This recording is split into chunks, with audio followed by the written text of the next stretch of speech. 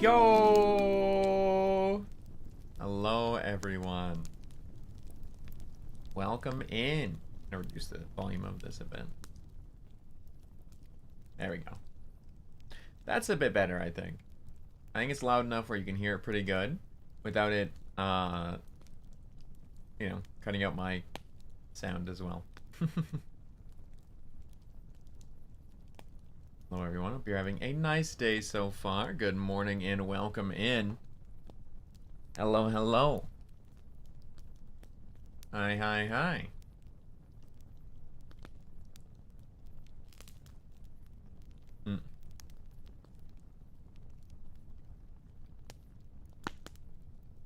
Good morning and welcome in. Good morning, Zajawa. Good morning, Troy. Good morning, Himiko. Good morning, Randy. Good morning, Kiyoshi. Good morning, Sisame. Good morning, Urban Undead. Good morning, Michelle. Good morning, any lurkers and or VOD viewers. Thank you for the member. Appreciate it. Thank you, thank you, thank you.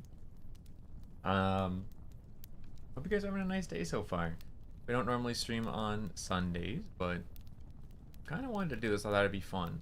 And I'm feeling better. I ended up taking Saturday off instead of like streaming. I ended up taking it off because I was kind of having one of those days where you're feeling a little meh, you know? It happens. What are you gonna do? But feeling better now, and that's what's important. But I decided I did look for some stories. I found a few ahead of time that I really want to read. I think will be really fun ones that I know are like pretty dang good. And I have some. I also have a couple short stories prepared, and then I also have a creepypasta page opened up, and we can pick some from there. By we, I mean me. I'll be reading some of those, and then I have some of the other stories ready as well. All right. Hold on, I'm shaking up my water so I can have a sip of it before we start our first story.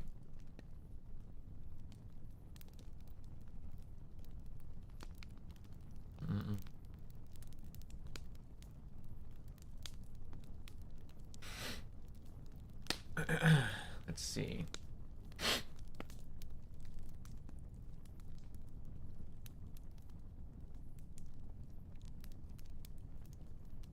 Let's see.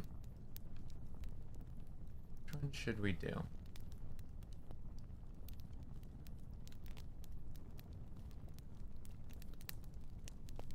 Oh, I did like this story. It was a pretty twisted ending to this story. It's more of a thriller in a way. This is all like, so this whole story that I'm about to read you is dialogue. It's dialogue only between two people. I did read this story before and I liked it. I'm gonna read this one to you guys first, I think. Hi, Frando.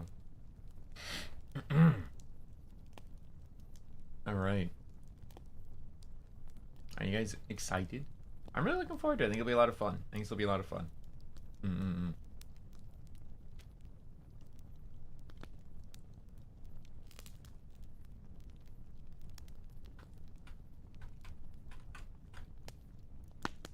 YouTube is telling you to put a goal. Yes, YouTube, sir. Alright. We're going to start with the first one. This story is called Confession. You okay, buddy? Yeah. You sure? You're breathing heavy. I'm good. Good. Relax. It'll go quicker that way. Start. I just need some basic information. Basic? Simple things. Oh, okay. Let's start with an easy one. What's your name? Roy. Roy what? Fromere. Well, Mr. Fromere, how old are you? 16. Go to school? No. Why not? Dunno. Just don't.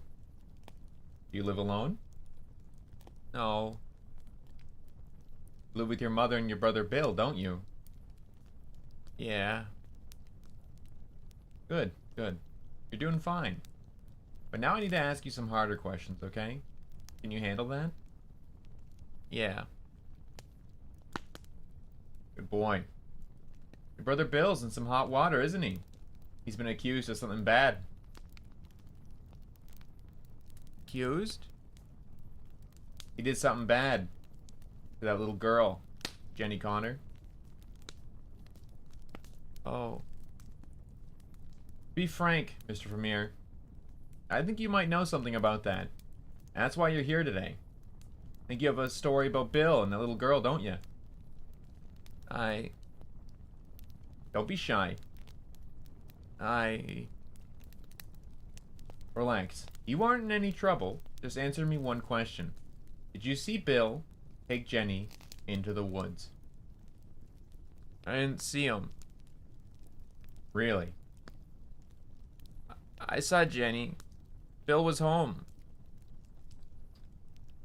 You say you saw Jenny go into the woods, but Bill was at home. Yeah. Mr. Vermeer, I find that a bit hard to believe, you know. We found Bill's jacket in the woods. We found his jacket soaked in about a pint of blood. Jenny's blood. We found her too. Funny enough, she was just a few yards away. Took some pictures. You want to see them? Pictures? Of the body. Want to see? No. No, I expect you don't. They're not pretty. But nevertheless, they beg the question. What was Jenny's blood doing on Bill's jacket? And why do a dozen witnesses claim to have seen them leave together from the football game? Witnesses? Mr. Vermeer, I know you followed them from the field. We have it on CCTV. So I ask you again. Did you see Bill take Jenny into the woods? Did you? I didn't. I think you're lying. Bill was home. We go together from football. Bill said take Jenny home. You took Jenny? It was cold. Bill said take Jenny and take my jacket. I said let's go to the woods. Jenny said no. It made me mad. I pushed her. She hurt her head. What? I hit her in the woods. I was scared. I didn't want trouble. She woke up. She was mad and screaming, so I hit her. I hit her so she shut up. And the jacket? Jacket? Bill's jacket. I hid it. Where? Under my bed. Christ, no. Not under your bed. Think. For once in your life, fucking think. You hid it in the woods. I hid it in the woods. Yeah, don't forget. It's important. Sorry. Sorry. When they ask you for real, you have to remember. I'm sorry for yelling. I hate seeing you made a fool of is all. I know, Bill. I like that story. I thought it was creepy as shit. I thought it's like, oh fuck, like the ending is such a crazy twist. It was Bill faking the interview with his younger brother, for the younger brother to take the blame for the killing. And it's like kind of assumed that the younger brother isn't like mentally all there. So Bill, the brother who's the actual killer, is like tricking him into doing it. It's like a really hard one to kind of read though, because it's just like literally just two people talking the whole time. But it's just like such a good story. Oh, freaky.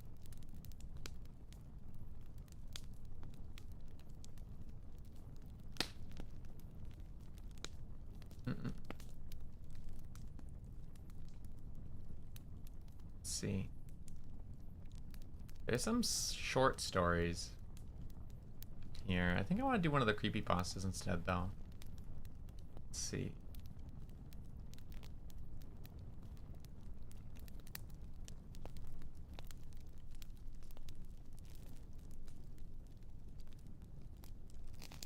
Let's try.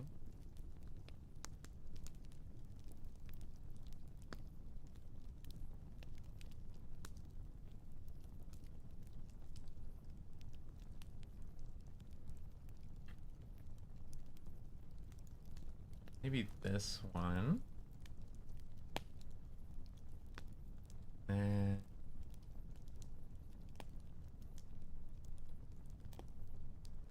what the title of this makes me curious about it. So I'm on the creepypasta channel now. Damn, this story's long.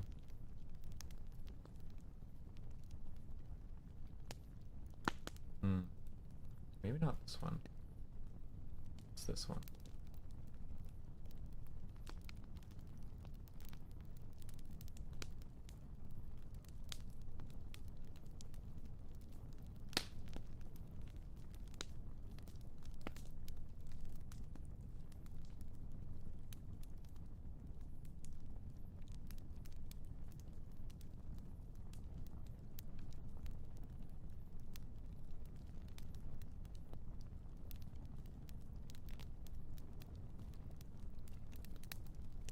Let's see. Alright, we'll read this one. This is a story called Don't Let Them In.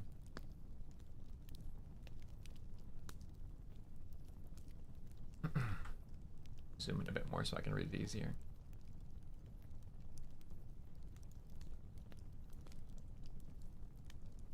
Addiction took our mother slowly, rocked her through it, and sung her to sleep. Oh my god, I'm like already stumbling so bad. Addiction took our mother slowly, rocked her through it, and sung her to sleep deep into the mattress on her bed. When her back teeth fell out, she left them on the side of the bathtub. I was 7, and I kept them in a matchbox. The missing pieces of her kept safe so that she wouldn't be lost forever. So maybe one day we could put her back together. Our house fell around us, and we tried our best to raise ourselves. The ceilings had water damage, the bottom stairs had dry rot, and in the winters the radiators bled rust. But it was still our house, and Annie made it a home. My sister Annie mothered me. The lopsided band-aids on bruised knees and lukewarm microwave meals. She told me ghost stories, and I didn't mind when I crawled into bed later on, too scared to sleep alone. She taught me to dance, barefoot on the living room carpet, music channel on full volume on the TV shaking our pre-adolescent hips. She always let me shower first so that I could enjoy the hot water and never complained when she had to make do with the cold. She brushed my hair every day before school, even when I screamed and hit her when she caught the tangles. Annie was dark-haired like her father, whoever he had been, but I was blonde. Annie was desperate to be blonde too, like Marilyn Monroe, like Mom. I think she thought it would make them closer, remind Mom less of Dad. I'd give anything for her to have her hair in my hair one more time. What? I'd give anything for her to have her... Oh, hands. Jesus, sorry. I'd give anything for her to have her hands in my hair one more time, even if it hurt. She moved to New York when I turned 18 and never came back. I still dream about her sometimes. Keeping up with our mother was impossible, but we learned from a young age that we would always be left behind. It didn't make it any easier.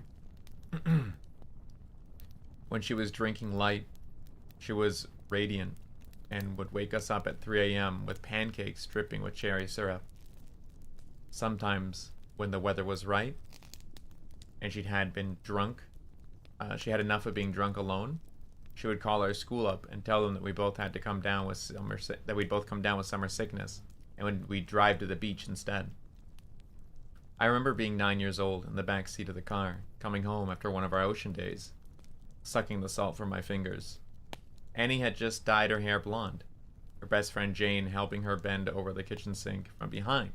I couldn't tell who was the mother and who was the daughter. Radio up, windows down, blowing the sky inside. When she was drinking heavily, she'd be out all night, hair piled up like a beauty queen, eyes glazed over and ringed with glitter and black. Sometimes she'd be gone for a day or two. She would never give us advance notice. One day, we would just wake up to an empty house, with the fridge packed full and a post-it note on its door, complete with a smear of Mom's lipstick and an outline of a kiss, telling us she'd be back soon. Sometimes she'd bring guys back home, filling the table with beer cans and ashtrays, smoke up to the ceiling. Mom lost in the haze. We'd sleep with pillows over our heads, trying to drown out the music they'd blast all night, and wake up to strangers at our kitchen table in the morning, asking us where we kept the coffee. When Mom drank too little, she fell apart. She wouldn't buy food, and the refrigerator went bare. She'd chain smoke, leaving cigarette burns on the wallpaper up by the stairs, like the walls were sick and decaying. She barely slept, walking around with blue half-moons under her eyes, knuckles raw. She would scream at the slightest thing. I remember once I spilled a glass of juice on the couch. She looked over at me with dead eyes and dragged me off onto the carpet, and then took every single cushion off the couch and into the backyard, set them on fire. Annie went to watch a while from the window and sat next to me on the floor, backs pressed against the skeleton of the seats, head resting in the crater of my collarbones. It was the worst when Mom drank too much. She'd laugh too loudly and too long, at anything and everything, until her mouth started to shake and she began to cry into her cereal at the breakfast table. Annie shut down when Mom was like this, going somewhere deep inside herself where no one could hurt her. She'd stay up until the morning, watching old black and white movies on TV, whispering the lines she knew by heart like prayers. When I was 5 years old, I'd cry when I'd find Mom passed out on her bed, sure she would never wake up. Annie would wipe my tears and tell me she was only sleeping, like the princesses in my storybook. We'd sit on Mom's bed together and wait for her to wake up. When we were older, I was the one who would pick up Mom off the bathroom floor again and again, and Annie would put her to bed, smoothing her hair off her face, wiping the vomit from her mouth, and changing the clothes if she'd pissed herself. Watching them then, there was no doubt that Annie was the mother now. It was October, and I was 13. Annie was 16. It was a Wednesday night, and Mom had been gone for 2 days. She called us that morning from a payphone, voice slurring, telling us she was having the best time with all her new friends, and that she hoped we were doing fine. She asked me if I was having a good birthday. I hung up on her. My birthday had been the day before. Annie had given me a pile of presents, strawberry lip gloss and glittery nail polishes. I didn't ask where she'd gotten the money for them. I didn't care. We'd taken the bus to the beach with Jane and ate birthday cake she had made for me, sand getting into the frosting. It tasted like sweetness in the sea, and I savored every bite and scrap of sugar against my teeth. We watched the sun go down, Annie snapping grainy photos with her Nokia as I blew out my candles, wishing over and over that Mom wouldn't come home, that she'd stay gone this time. But that Wednesday night, Annie and I weren't speaking. Anger hung heavy between us, seeping through the floorboards, and it began when she tripped at the bottom of the stairs.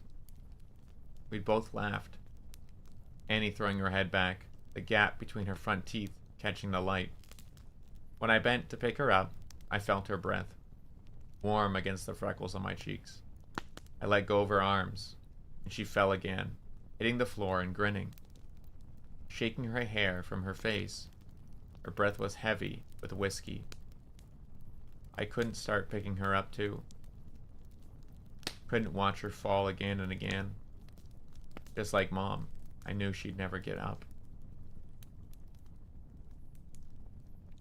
I stared down at her, blonde hair hanging over her eyes, and all I could see was our mother. Then I was running, feet slamming the hallway like heartbeats turned loose. I'd run for the kitchen and tipped every bottle we had down the sink, shoving Annie back as she fought to stop me, catching liquor on her fingers as it fell. She grabbed my shoulders and made me drop the very last bottle.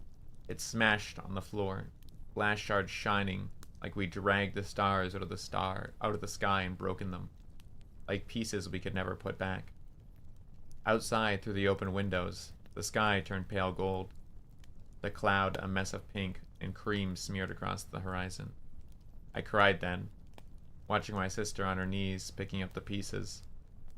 That was Annie, always trying to fix the things, even when it was too late. The smell of food dragged me from my room, my stomach turning traitor inside my ribcage. Annie was cooking pasta, real food, not made in a microwave. She set the table, Tammy Wynette singing softly from the CD player. Annie gently swaying her hips as she stirred the tomato sauce, rich and warm.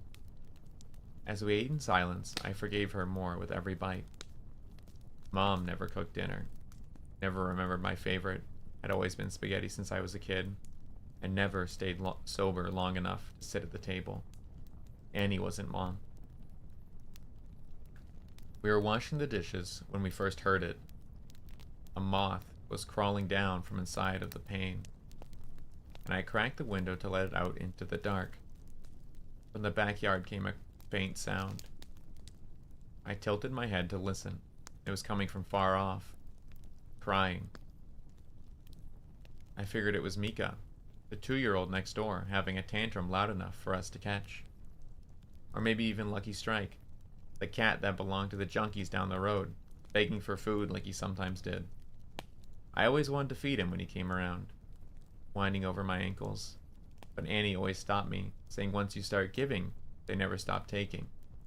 Looking back, I don't think she was talking about the cat. Annie flipped the Christmas lights strung up around the porch, and we sat on the plastic beach chairs watching the skies. When we were little, we'd sit outside, and Annie would tell me the names of all the constellations and the stories of how they came to be hung up in the night sky. I had to grow up before I realized she made them all up as she went along. It was a game we still like to play now, making up ridiculous stories for the shapes that we could pick out. Ah, yes. That one there is Coors Light. It got there when God dropped it out of his convertible window and never picked it up, she said, nodding sagely, hiding her smile. Of course, I said, moving my hands and pointing up past the power lines, right next to the ashtray left there by the angels on a smoke break. Yeah, they say if you wish on it, all your dreams will come true, said Annie with a grin. Then she stopped laughing. Her voice grew quiet. Her face tilted up at all those dead stars. Let's wish, Emmy. Let's wish. So we did. The sound of wailing interrupted us. It was closer this time, and definitely human. We turned to one another in confusion. Annie shrugged, and I squinted into the black. It sounded like a baby, lost, tired, and alone. It must be Mika, I said, slowly getting to my feet. Maybe he walked around the back? You want to call Connie and tell her we'll bring him over? Annie didn't reply. I sighed and rolled my eyes. Okay, guess I'll do everything then. I stepped off the porch, grass soft against my heels. The air smelled like it might rain, fresh and clean and growing. A promise unfulfilled. Annie's voice was strained. I turned to her with a smile. It died on my face when I saw the look on her own.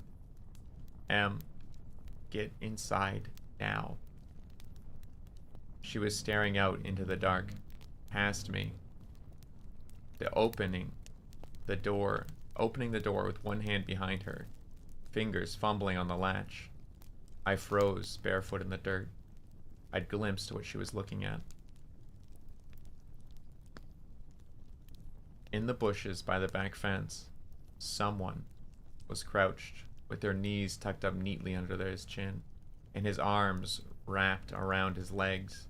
His mouth was agape, softly opening and closing as he cried, like a child lost in the dark. No, not like a child. More like someone pretending, mimicking the sound under the cover of darkness. Suddenly, they straightened their back, snapping upright, face still obscured by shadows. They were tall and slim, extraordinarily thin by human standards. Panic made me move, carried forward by animal instincts left over from a time when people still lived in nature. I was faster than Annie, dragging her inside and slamming the door behind us, hearing it bounce on its hinges as I locked it. We watched as the person slowly approached the house with long, deliberate strides. Annie reached for my hand, holding me tight, and turned me to face her, holding my shoulders. Don't turn around, Emmy. Don't turn around. Instinctively, I started to look over my shoulder into the gloom. Annie grabbed my face hard and shook her head. I knew she was serious. Her voice cracked, and she cleared her throat, gripping my hand tight enough to hurt, nails digging in, grounding herself. I looked down at our interlocked fingers, both of us born of the same bones.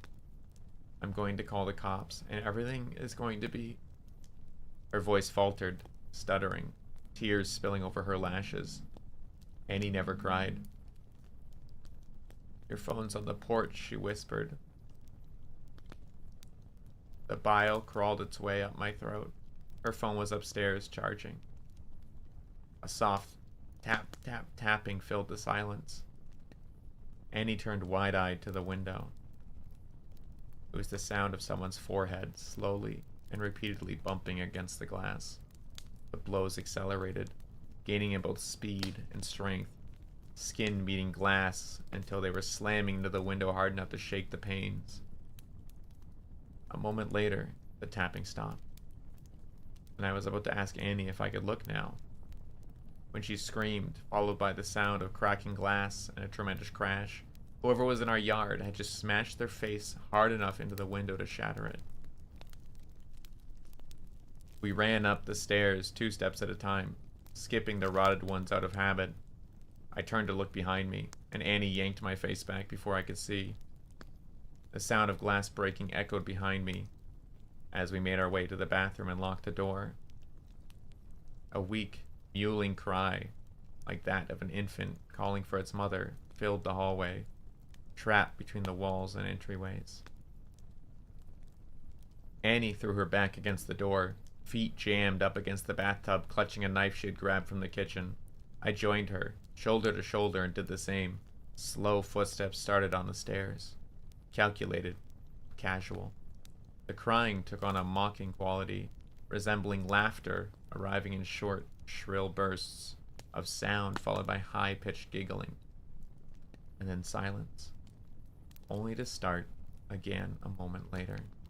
The first door on the upstairs floor was my bedroom, and we heard the distinct sound of it slamming open. They were looking for us. What the fuck is going on? I asked Annie, not even bothering to brush away the tears that I couldn't keep from falling.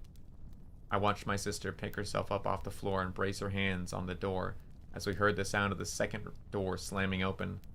Mom's room. The next room on the hallway was the bathroom. Annie pulled me to my feet and handed me the knife. I shook my head and pushed it back to her, terrified of what would happen if I had to use it. Annie shoved me and pressed the knife into my hands, thumb pressing hard enough along the edge to draw blood. I watched a winding road of crimson rivulets cascade down her wrist. In spite of the pain, Annie continued pushing the blade into my hands. Finally, I took it from her. Something slammed against the wall that Mom's room shared with the bathroom. A high-pitched howl followed. I held my breath, and I could feel my heart beating frantically in the base of my throat. I'm going to get my phone from my room, my sister said. I shook my head dramatically in protest. Before I could say a word, Annie clamped a hand over my mouth. I could taste the blood on her hand, salty and sweet, like birthday cake by the ocean. Yes, I'm going to go get the phone, and I'm going to call the cops. We're going to be okay. I shook my head again. It's the only way, Annie insisted. When I go, I need you to lock the door, and I don't want you to open it for anything or anyone. Not for me, not for anyone. Promise me. I shook my head, and Annie pressed her hand against my mouth, pushing my teeth against my lips so forcefully it made my eyes water. Promise me, Em. Something smashed in the room next door. Annie brushed the hair from my face and gently tucked it behind my ear. Promise, she mouthed, and unlocked the door as slowly as possible, the bolt scraping gently. I watched the curve of her shoulder disappear into the darkened hall, like the moon in eclipse, and then she was gone. I couldn't move or breathe for a second, and then I slammed the bolt shut just as something bounced off the outside of the door. A high-pitched scream ensued, followed by the handle rattling up and down hard enough to pop a screw loose.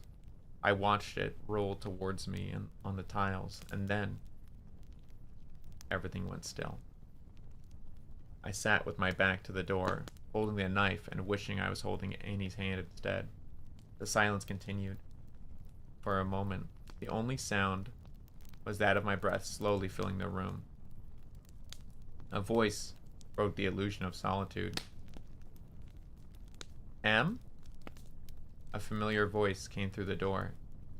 Startled, I gripped the knife even more firmly than before. Honey, what's going on? Mom? My voice cracked. Mama, is that you? I wrapped my arms around myself to keep from shaking. Sweetie, it's okay. Just open the door. It's okay, just let me in. The handle rattled again, gentler this time. Just let me in. It's all okay. She banged impatiently on the door, and I took my handle of the bolt. Honey, I'm sorry. I'm sorry that I missed your birthday. I'm sorry I'm such a terrible mother. Please. Her voice broke, and she started to cry. Just let me in, baby. I'm so sorry. I screwed my eyes shut. She sounded so sad and so lost. I just wanted her to hold me like she did when I was a kid. When I'd come in and after scraping my knee when I fell from the swings. Maybe this time she meant it. Maybe it would be all okay. My hand found its way to the bolt again. My sister's voice came through the door, warm and gentle. Yeah, Emily. Let us in. It's all okay. My hand froze on the bolt. I tightened my grip on the weapon. Annie never called me by my full name.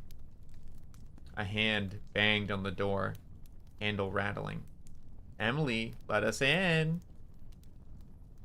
Annie's voice became low and guttural, followed by the same shrill giggles from before. Mom spoke now, pleading and crying, her voice growing louder and louder. Let us in! Let us in! Let us in! She shouted over and over again, punctuated by her fists on the door. I thought about bedtime stories and all the demons and monsters we pray never crawl out from under our beds. That's not my sister, and you're not my mother! I screamed through the door, hands over my head. I climbed into the bathtub, curled into the fetal position, and clutched the knife to my chest. I didn't know what was outside that door, but I knew it wasn't Annie. It wasn't the voice that scolded me whenever I changed the TV channel, the one that sang me happy birthday. The one that told me I was smart even when I got bad grades. The one that read me stories about princesses that never wake up. It wasn't human. Bangs and yells came from downstairs, followed by the footsteps of people running.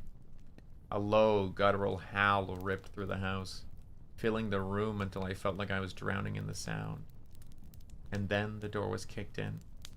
I screamed, covered my eyes, and waited to die. A moment later, arms found me, lifted me from the tub, and carried me out of the room. I looked at the outside of the door as I was taken downstairs. Its exterior was covered in long, scraping claws, sketching to the floor. I found the hallway covered in soft, downy remains of torn-up pillows, making it appear as if it had snowed indoors. I watched the tiny feathers drift slowly as men in uniforms checked each of the rooms that looked like they'd been ripped apart by something feral. Outside, police cars and an ambulance waited in our driveway, and there, in the middle of it all, was Annie, bathed in blue and red light and glowing in the dark like a neon angel. I threw myself from the officer's shoulders and ran to her. Then I held us both together, broken pieces and all, standing under all those constellations we concocted. Muffled screaming came from the ambulance, which rocked occasionally. Annie gently turned my head away, smiling sadly. Smiling so sadly it made my chest ache. I understood. It turns out there was no demon, no wild animal or bad men were trying to break in. It was just Mom, out of her mind on booze, drugs, and everything in between, coming to the end of a week-long binge. Something had finally broken inside of her, and this time we couldn't put her back together no matter how hard we tried. Sometimes you fall one last time, and you never get back up. Annie had seen her rail-thin frame in the garden, blood dribbling from her mouth, track marks bulging on her forearm like unmapped roads, desperate for one more hit, one more fix. She'd searched the kitchen for all the alcohol I'd thrown away, and when she hadn't found any, she went hunting for the stash hidden in the bathroom. She hadn't wanted me, just the drugs on the other side of the door. She'd been so high that she was able to mimic Annie's voice nearly perfectly. The real monsters are the ones that eat you alive slowly, the kind that comes from a bottle or a needle, or at the end of a long list of reasons why you can't get out of bed in the morning. Sometimes the monsters are the ones that raise you or love you the most, but it's up to you to let them in.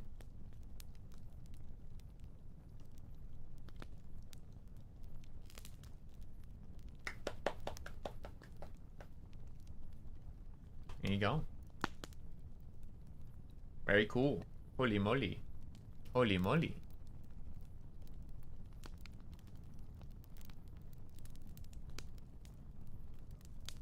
That was a story on Creepypasta by Maddie Kate.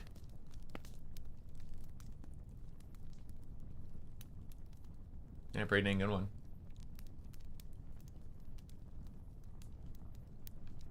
Mm-hmm.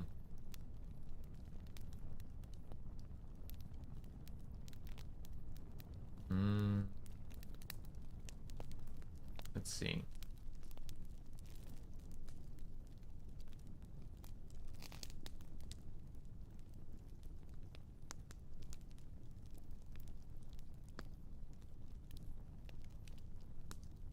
This one seems interesting. This one's supposed to be pretty dang long. Alright.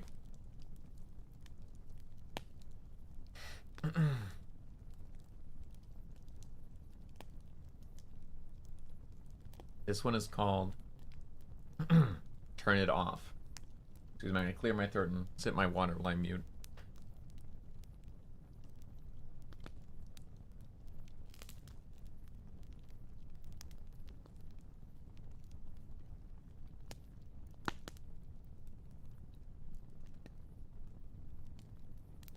All right. This is called Turn It Off.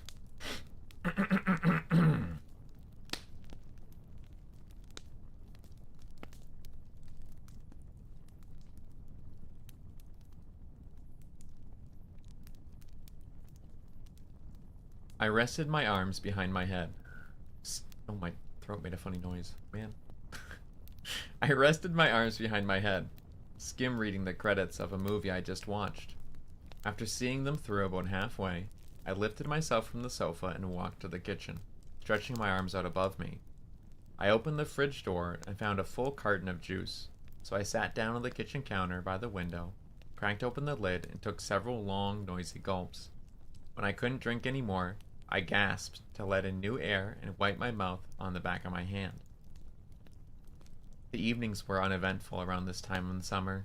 It was 9:15 on a Saturday in July. School was out for the holidays, and my parents had gone to visit my aunt and uncle who lived by the coast, and would still be gone for 2 more weeks. I declined when they invited me to join them. I didn't dislike the place or my relatives, but we usually stayed there so long that I'd miss out most of summer break, and I'd truthfully rather spend it with my friends in the town.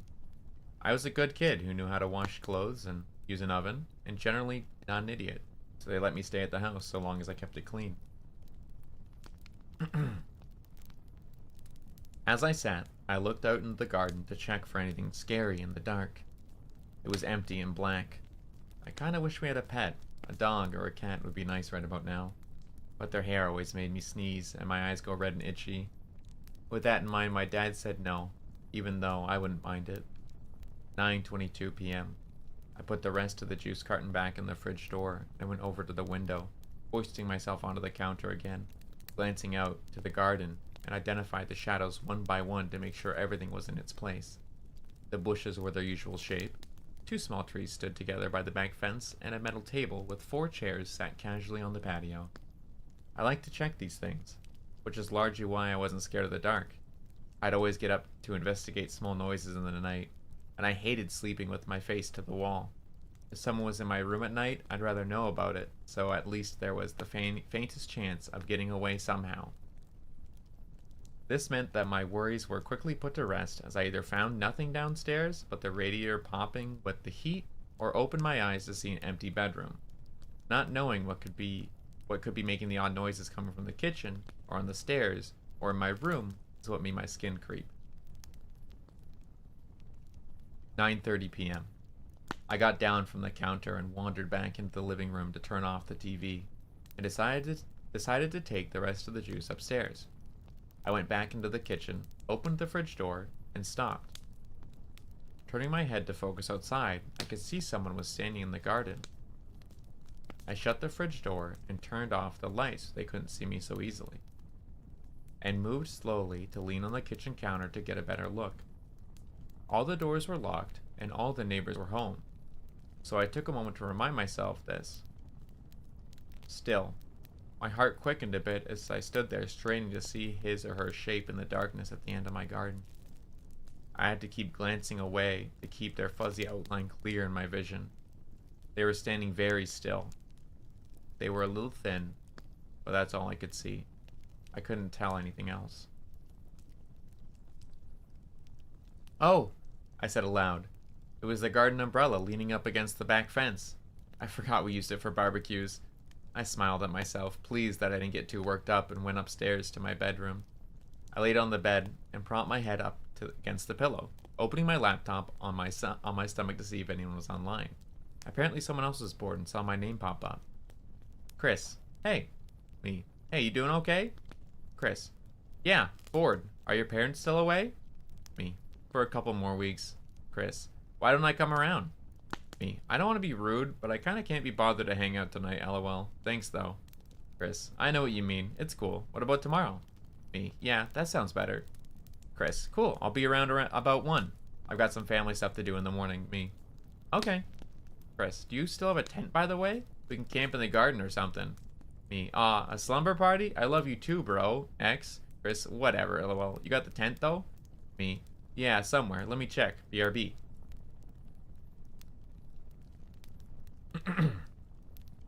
I got up from my bed and headed to check the cupboard under the stairs.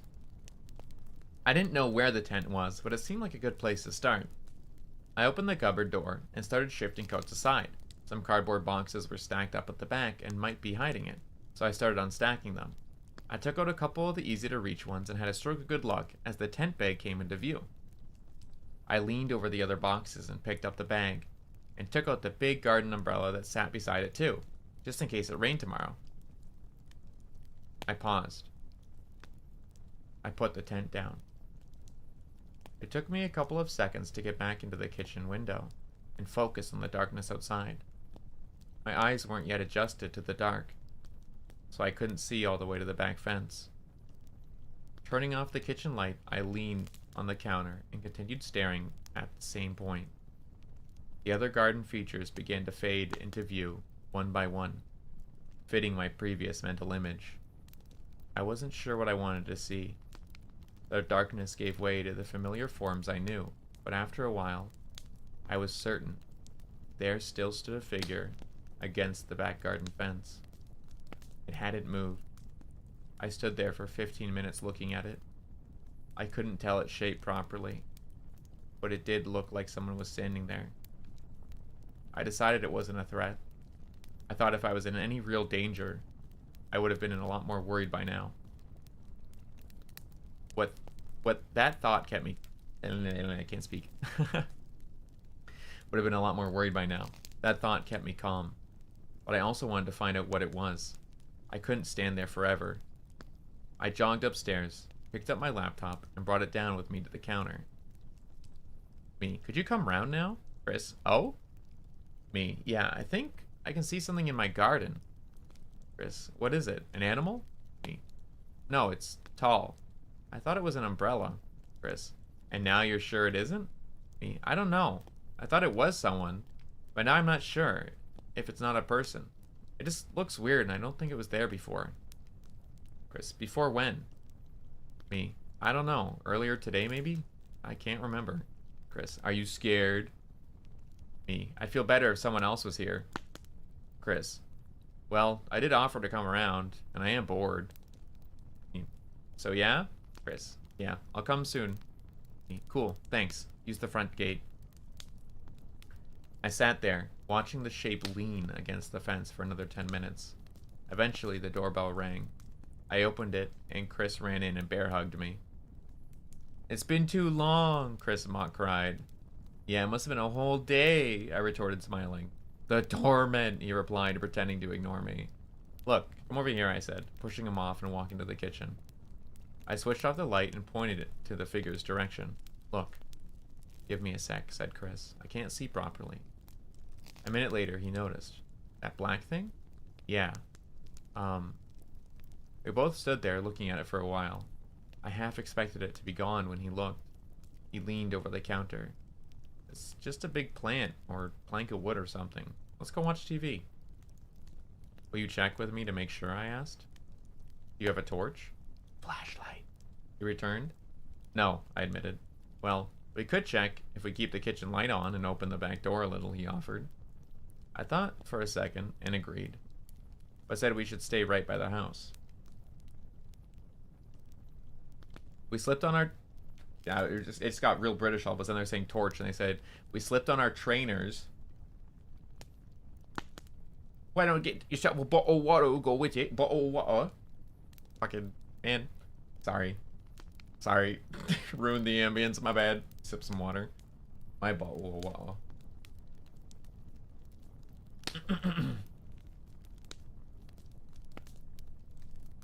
Also, hi Bacon, hi Ryan.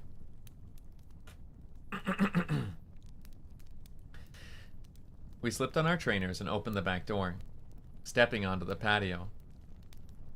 The big stick lit on fire. Maybe. We slipped on our trainers and opened the back door. Stepping onto the patio, I felt the air was heavy and warm that night. Chris walked back behind me. We stood very close to the door, peering at the back fence. Should we... I had just started to speak when he quickly stepped into the house again, still looking at the fence. What? I asked, following him in. I turned, and I realized that the figure was gone. It was obvious from the light coming from the back door that the fence and the rest of the garden was just as it always was. Where is it? Chris said. He was leaning against the fence. It probably fell over into a bush or something. I tried to convince us both.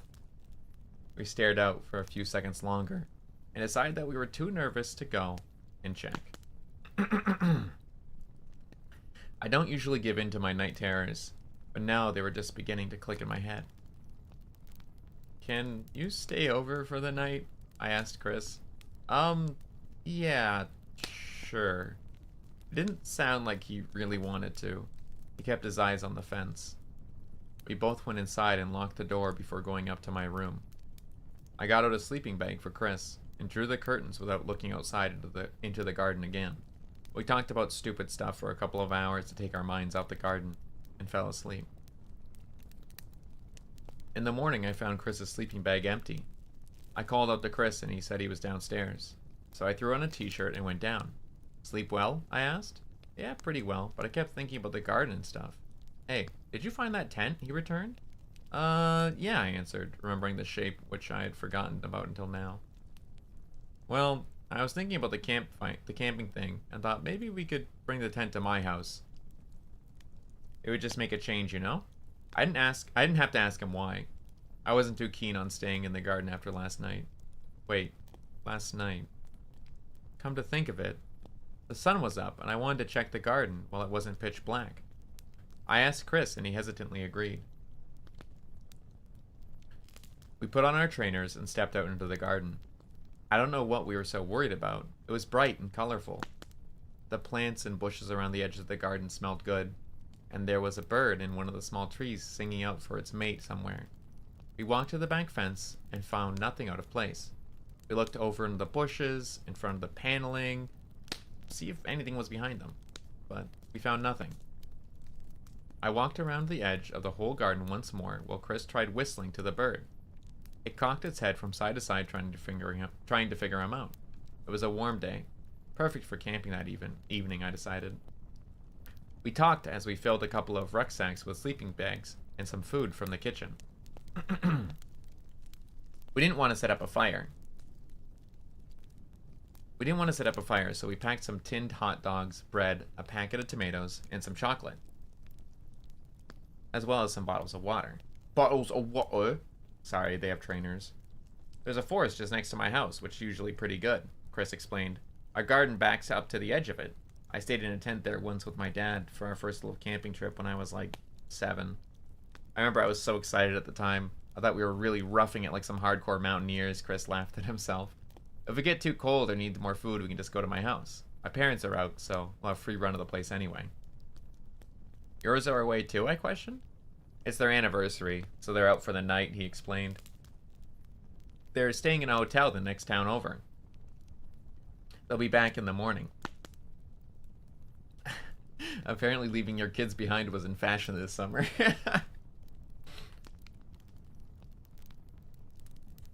At about noon, we left my house with the 2 rucksacks, a sleeping bag for us both, and the tent, and made it all the way to Chris's house. It was fairly close by, and a part of the same pleasant neighborhood. We talked and joked, walking side by side, nodding and greeting a couple familiar neighbors as we went. It was a crazy nice day. The sun was almost too much. It was hot on our necks, and the trees by the sidewalk seemed to glow green from underneath, like as the sunlight passed through the leaves. A sprinkler offered us some water as we walked by one house, and it felt good on my hot arms. I was already sweating by the time we got to Chris's place. We hadn't been walking for more than 20 minutes. We didn't go inside his house immediately because it was so hot. We went straight to his garden and dumped our bags in the shade. He wasn't joking. The gate of his garden backed straight into an impressive forest. Very tall, thin trees stood above the house, continued as far as I could see. Some bushes and shrubs littered the forest floor, but more of it was either grass or fairly smooth sections of dirt. I didn't see how this forest was classified as small. Looks good, right? He boasted. It's awesome, I admitted, opening the gate and surveying the area. I walked out in between the trees and found a flat spot for the tent. I turned around to ask Chris's opinion and paused, a little disappointed. It didn't feel like real camping when his house was obviously in our faces. Let's go a little further in so at least it feels legit, I said, and walked back to pick up my bags. Chris objected to carrying his heavy shit any further. We walked in a straight line from Chris's house and kept checking behind us till the house was just about obscured by trees in front of each other. We'd only gone a very short way into this forest, but it was already thicker and greener. There was even a long rope swing hanging from one of the trees, but it looked too old to hold our weight, so we decided to keep our spines unbroken and give it a miss. I unpacked the tent and set it up with Chris's help, and we threw our sleeping bags inside. I laid down inside to test it out. It was so warm and humid I had to adjust my breathing for a second. I stepped out again and asked Chris if he had a torch for the evening. "I can do better than that," was his response, and he took off towards the house. I was too hot to run after him, so I opened my rucksack and cracked open a bottle of water, downing half of it and putting the rest back in my pack. I lay down on the patch of grass and looked up at the canopy. The leaves were shifting gently in a breeze I couldn't feel from down here, and I watched them sway and mesh together until I heard Chris return. "Did you get a torch?" I asked, closing my eyes. The sun shone through my eyelids and colored my vision red. I listened to the soft sound of footsteps on the grass as he walked past towards the rope swing. "It's not going to hold you," I warned as I heard him tug the branch with a small creak. He tugged it, and it creaked in response. I listened. He tugged it once more, and again. There was a moment of silence, and I guessed he was still weighing it up. And then another tug. He continued to tug a few more times, and the creaking followed each one. I was sure it wouldn't hold his weight, and I smiled, predicting one big creak and a snap as the rope or the branch broke. I waited as some final tugs were made. Creak, creak. I waited still. Creak, creak, creak. "Yo!" I heard Chris's voice coming from his garden. I sat bolt upright, almost spraining my neck as I snapped my head sideways to face his house. He was jogging through the trees holding an electric lantern. I switched my gaze in the other direction towards the rope swing. It was still hanging. Nothing nearby. I stood up and turned a full circle. Nothing in the other direction. "What?" I mouthed to myself while walking towards the rope. I tugged it gently. It didn't creak. I pulled it harder. It didn't creak. My mouth went dry. I jumped up, grabbed hold, and yanked it down. The branch bent a little as my feet touched the floor, and it still didn't make a sound.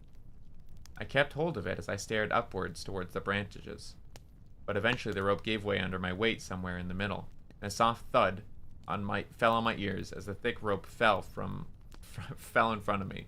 Chris was rattling the lantern as he came by. "I never used this before. I got it for Christmas from my cousin. She'd buy us some weird presents. I see the swing is dead. Let's have a proper burial in memory of all the joy it gave us." I didn't respond. I continued looking up at the branch with half a rope swing tied to it. "Hey, are you good?" Chris followed my gaze. Like button anime. Wait, really? Is there? Are you pranking? I want to see. "I thought you already come back," I said immediately. I wasn't the type to let things slide with a, "Oh, it's nothing." "What?" he replied. "Someone walked by me and was messing around with the rope swing." "Who was it?" "I don't know." "Are they still around?" "I don't know. I had my eyes closed and I was just laying there." I pointed. "But then I heard you shout, so I looked around and there was nothing here. I heard them walk by in my head." I felt a bit sick. "Look, calm down a second," Chris began. "It's the middle of the day. We're 30 feet from my house. And even if it was a person, so what? It's just some public woods. Anyone can come through here." That made some sense, and he was right about it being public. But then, where were they?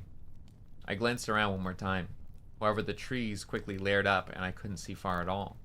I guessed it was possible for me to lose track of someone here in a short distance. "Okay," I said. "Man, I can stay alone in the house for weeks on end, but I can't handle a short walk through the woods on a summer's day." "That's why you brought the muscle," declared Chris, wielding the lantern above his head, and I laughed. We spent the day walking about the forest, and returned to the tent to get some water when we were too hot. We talked about school and what our plans were for the future. We talked about dreams we'd had, and ghosts, and creatures that lurked in the dark. Neither of us were too scared of things like that, but they made for good camping stories. Chris told a particularly good one of a woman who lived in the woods, She had the head of a cat, and if you heard her raspy meow, that meant she was trying to find you. If she stopped meowing, it signified you were found. And she was quickly making her way towards you. It made my skin crawl a little, and we stopped telling stories soon after that. The light of day eventually faded, and it was getting hard to see, so we headed back to the tent for the night. The impressive heat during the day had killed our appetites, so we left the food for now and decided we'd eat in the night if we got hungry. Chris hung the electric lantern in front of the tent, flicking it on as he did so. It was surprisingly bright. It spilled a yellow light onto the ground and onto the trees that faced us. The warm glow looked dramatic, but whatever was beyond the light was hidden in blackness. Our immediate area was clear, but after a few paces, the light seemed to stop dead. It looked weird. Chris ducked under the tent opening, and I followed him. The sleeping bags looked inviting as the heat from earlier had gone. It was too cold for shirts and shorts. We got inside and looked at the lantern and took the lantern with us. Can you hear meowing? I said, and I tilted my head and strained to hear. Yeah, I hear some bullshit too. Chris smiled and zipped up his sleeping bag. Damn, I thought I had him. Oh well. I zipped up my own bag and we laid there for a little while. Then the exhaustion of such a hot summer's day hit us, and we fell asleep. Excuse me as I sip my water.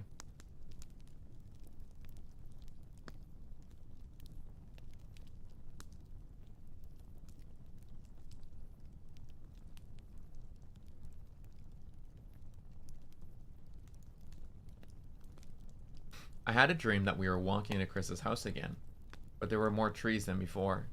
It was getting dark very quickly. I blinked, and suddenly it was night, but the forest sprawling in every direction. The rope swing hung in front of me. I turned around. Chris was gone. I heard a creak behind me. A feeling came over me like I missed a step on the stairs, and for some reason, I couldn't turn around. I started walking straight ahead, and the rope swing soon came into my view again. I was aware I was in a nightmare. The rope swing slowly lifted itself up onto the trees, and I watched it disappear. I walked over and stood beneath where it had been, and there was a rough rustle above me. I lifted my eyes to the canopy. A black figure with the head of a cat came hurtling downwards with its mouth open horrifically wide, and one of its teeth touched my left eye, and I tore myself awake, gasping as I sat up in the tent. My back was damp with sweat, and Chris was asleep next to me. The lantern was still on, and I could see our backpacks at the end of the tent. I took a moment to breathe and let myself lay back down, my head thumping on the floor a little too hard. I winced and reached for the bottle of water to my side, downing a few mouthfuls. I couldn't fall asleep with the glow of the lantern on my eyelids, so I sat up and searched the tent for it. I quickly realized the light was coming from outside. Chris? I said, still confused from sleep. He mumbled something in reply. Chris, where's the lantern? Somewhere, he said slowly and sleepily before turning over. Looking around again, the light was obviously coming from outside. I weighed up the options. Either some murderer had snuck into our tent and done nothing but take the lantern outside, or we didn't actually bring it into the tent and I remembered wrongly. That sounded more convincing. So I knelt by the tent door and unzipped it. From the opening, I looked around. It wasn't immediately obvious where the glow was coming from. Why couldn't I see it? I looked up, and the lantern was resting 20 feet in the air, hanging in the dark. Goosebumps swept across my skin as I zipped up the door before shaking Chris. Chris, please wake up. He heard the urgency in my voice and sat up. What? What's wrong? Chris said, rubbing his eyes. The lantern's hanging outside. But I brought it in, he assured me. I felt sick as my reasoning broke. We both looked at the front of the tent. We should go back to the house, I said, my resolve buckling. I was just a kid in a forest whose parents were away. I'm not walking through the dark, he replied. Chris was now looking worried. We've got a lantern, I stopped myself. We looked at the front of the tent again. We couldn't sit there forever. We were getting scared as we sat there doing nothing. So this was the plan. We weren't going back to sleep. We would get the lantern back somehow, leave everything here, and spend the night in Chris's house. I hated being the one to go out first. I wanted to turn back, just crouching by the tent entrance. Unzipping the fabric door, I looked around. Nothing. I peered over the tent behind us. Nothing in sight. Literally Nothing. Everything was black outside of the light. I took a step out, and it was cold. Chris said the same as he stood right by my side, looking over his shoulder. He turned back and saw the lantern in the air. Oh my god. We stood there looking at it for a few seconds that seemed to crawl by. Eventually I worked out which tree it was hanging from. The broken rope swing at my feet confirmed it. Way up out of my reach, the lantern hung above our heads, tied to the other end of the rope that still dangled from the darkness. I couldn't work it out. It was high up. Too high up even for a ladder. The trees were thin and bare besides the leaves that made up the canopy. There was nowhere to climb. Picking up the length of rope that had snapped off earlier, I bundled it up and tied a knot, and aimed for the lantern. I took a step back, jumped, tossing into the air. It caught the lantern on its side and sent it swinging. It threw shadows rocking around us. I suddenly wished I hadn't hit it. The light made the shadows lean from side to side with the lantern. The horrible, unnatural swaying actually made me panic, and my eyes became wet as fear took a solid hold of me. I picked up the rope again and lobbed it desperately at the lantern. I missed, and the bundle of rope sailed off into the darkness. Helplessly, I turned to Chris, who had already grabbed his backpack. He span around and threw it with a yelp and hit the lantern dead on. It fell and thudded on the floor with a crack, but the light was still on. I ran to pick it up. I turned to Chris and almost cried with relief. Okay, go, go, go, go. Let's go, I urged, and started jogging quickly towards his house as I followed. We half ran, half stumbled off into the dark, checking over our shoulders and working ourselves up as we thought we were consumed by everything that may be waiting in the trees for us. I don't know how long we were moving, but it soon became apparent that Chris's house wasn't in this direction. For God's sake, where is it? Chris said, tension taking hold of his voice. We had to find the tent and try again. A couple of tears were forming at the corners of his eyes. They were probably on mine too. My heart was thumping so hard I didn't notice. Okay. I took a breath and we turned around, heading in a straight line directly behind us. But what if we didn't find the tent?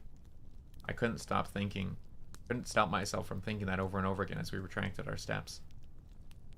We walked for what seemed like twice as long before light finally fell on the side of the tent. We ran up and stood close to its side, looking around to try and figure out which direction we should go. The silence was like the build-up of a nightmare, right before something horrible lunges out at you screaming. The comparison made me gag, and I staunched my eyes shut, the hair on my skin lifting. My temples were so hot it felt like my brain was thudding against the inside of my skull. I couldn't begin to guess where the house was. You could see about 10 feet from the lantern, and then pitch black. There were no clues. Every direction looked wrong. Chris took the lantern from me and walked in a small circle, straining his eyes, trying to see. I stayed put. Chris, turn that off, I whispered to him hurriedly. What? He asked. I stepped quietly towards him, bringing my face to his. There's something in the tent. His gaze shifted past me towards the tent, and he stood there staring. We were standing on the left side of the tent, and from this angle, I could just about see the unzipped door hanging open. But I don't remember leaving it that way. So that wasn't what was making me clench my teeth together. A few feet away, my rucksack sat outside on the dry earth, with the food I had packed, now neatly arranged, trailing from it.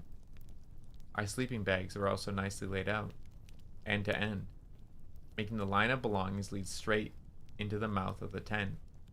I took a careful step forward so the light could pass more easily through the fabric. It couldn't have been a trick of the light. Something big and dark was obviously crouched, with what I guessed was in front, facing the open door. I hated myself for not seeing it sooner. It didn't move at all, or seem to breathe. It just sat, waiting for us to investigate the display it had made. Turn it off, I whispered again. Chris continued staring, deaf to me. Chris, I pleaded in a whisper. A voice from nearby joined in. Chris. We both heard it, and blood fell in our veins. It came from the tent. A slow, strained rasp of a voice that sounded like a parrot copying a new word. The sound clicked across my skin and crept into my ears. The light flicked off with a click that wasn't too loud. That was too loud. Chris grabbed my shoulder, and I clenched my fists closed, painfully tight. We stood there in complete darkness. I didn't want to move, and I didn't want to stay. My brain fought for control as my legs waited for a decision, rooted in place. We breathed shallow, quiet breaths, blackness pressing up at our eyes like water. Sweat ran down my neck. I couldn't see the tent. Chris, something said. Turn it off. My stomach flipped inside out as the thing in the tent played with my words. I quickly grabbed Chris's hand, yanking him in the opposite direction. I ran like I never had before, Chris's legs thudding alternately with mine. The sprint continued for about a minute. We lost ourselves as we ran through absolute darkness. I forgot where we were, and I couldn't see what was in front of my face. I ran head-on into a tree, and my forehead struck its side with a sickening hollow thud. Sparks lit up on the insides of my eyes as I choked back on the pain. It hurt so much I couldn't breathe. Chris tried to pull me on, but I buckled to the floor on my knees and threw up. I collapsed onto my back, and my head went numb. Chris lifted me up. Please don't stop. Please, please, he begged. I couldn't reply. Please, please keep going. I forced my legs to take my weight as I locked my knees upright. Leaning on Chris, my body felt empty and a little blood rolled down my forehead and into my brow. I wiped it away as I tried to grasp the situation again, but the pain was too much. Wait, I can't. I begged, just wait. We stood together in the inky woods, but we could have been anywhere. I couldn't see Chris as he huddled next to me. It didn't feel like darkness. It felt like someone had wrapped my head in a blanket. Neither of us said a word as we waited. Just our breathing was loud, and I wondered from what distance it could be heard. Reality began to return to me, and the pain was now just about bearable. I straightened up, grasping at what was happening. The pins of fear sank into me a second time, and I started counting in my head. 1 minute had passed without any sound in the world. The wind was dead. The birds might be too. Another minute went by. I continued counting. 3 minutes. We were still alone. Was it even looking for us? I reached for Chris's arm in the dark. He jumped when I touched it, but I steadied him with the other. He was still holding the lantern. Good. Good. We had light on our side. Now if only we could use it. I went over the events hurriedly in my mind. The lantern was hanging by a tree. We got out of the tent, couldn't find our way home. By the time we returned to the tent, something was in it. But then why did it take the lantern and not do anything while we slept? It was sheer luck that we were alone. The sheer luck that we were alone when we were probably trying to get the lantern. I wondered just how small the possibility of us getting a second chance. I stayed silent for a moment and then whispered as best I could. Chris, we need to turn on the lantern. We need to fucking get away from here. We can make a run for it to your house, but we need to see. No, please. We have to stay here. Chris tried to whisper too. We can wait for morning if we have to. You can't turn it on. I could hear in his voice that a sob was breaking through. Just keep quiet. You fucking have to, please. I parted my lips to try again, but as I did, I heard something. A very faint, clicking sound from somewhere in the dark. It was almost inaudible, but it was there. An irregular, stuttering, clicking sound. It sounded like fingernails on a wooden table. It was moving. It came from in front of us. I was sure of it. A steady click, click, click filled my ears as we tried to gauge the distance. It was drawing closer. Click, click. It stopped. I was glad for the first time in my life that I couldn't see what was waiting in the dark. Perhaps that meant we were also hidden. As my thoughts fired off in every direction, I gave the thing in direction. The image of the cat-headed woman, and that terrified me. I was just waiting to hear that meow, but my ears were met with something else.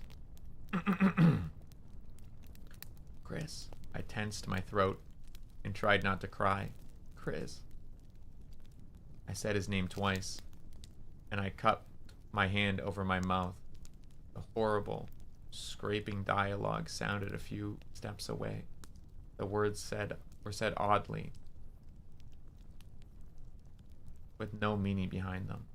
They were just sounds that this thing had picked up. It was now using them to catch us out in the dark.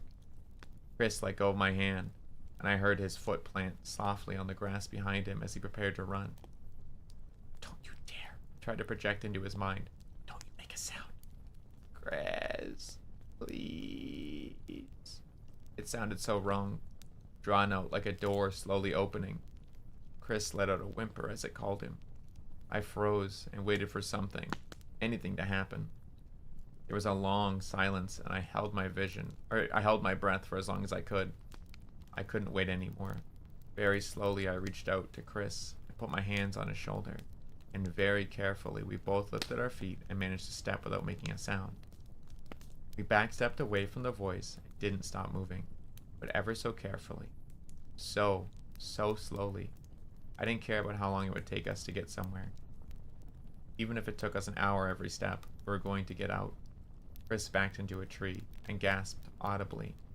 The clicking started up immediately. Click, click, click, click, click. It rolled on, consistently moving towards us. I didn't know what to do. All I could think of was to screw my eyes shut and try not to scream. As we stood there, the clicking came to a stop, an arm's length away from where we stood. Silence. Chris, turn it on, please. Fear took over. Chris switched on the light and tore off in the other direction without looking behind him. I wheeled in place and held the lantern in my sight like nothing else existed. We didn't dare look at the thing, but we could hear it. One footstep thudded on the grass. The thing pursued us with tap, tap, tap, tap, tap, tap, tap, tap, tap, tap, tap. Now like scurrying little claws on hard earth.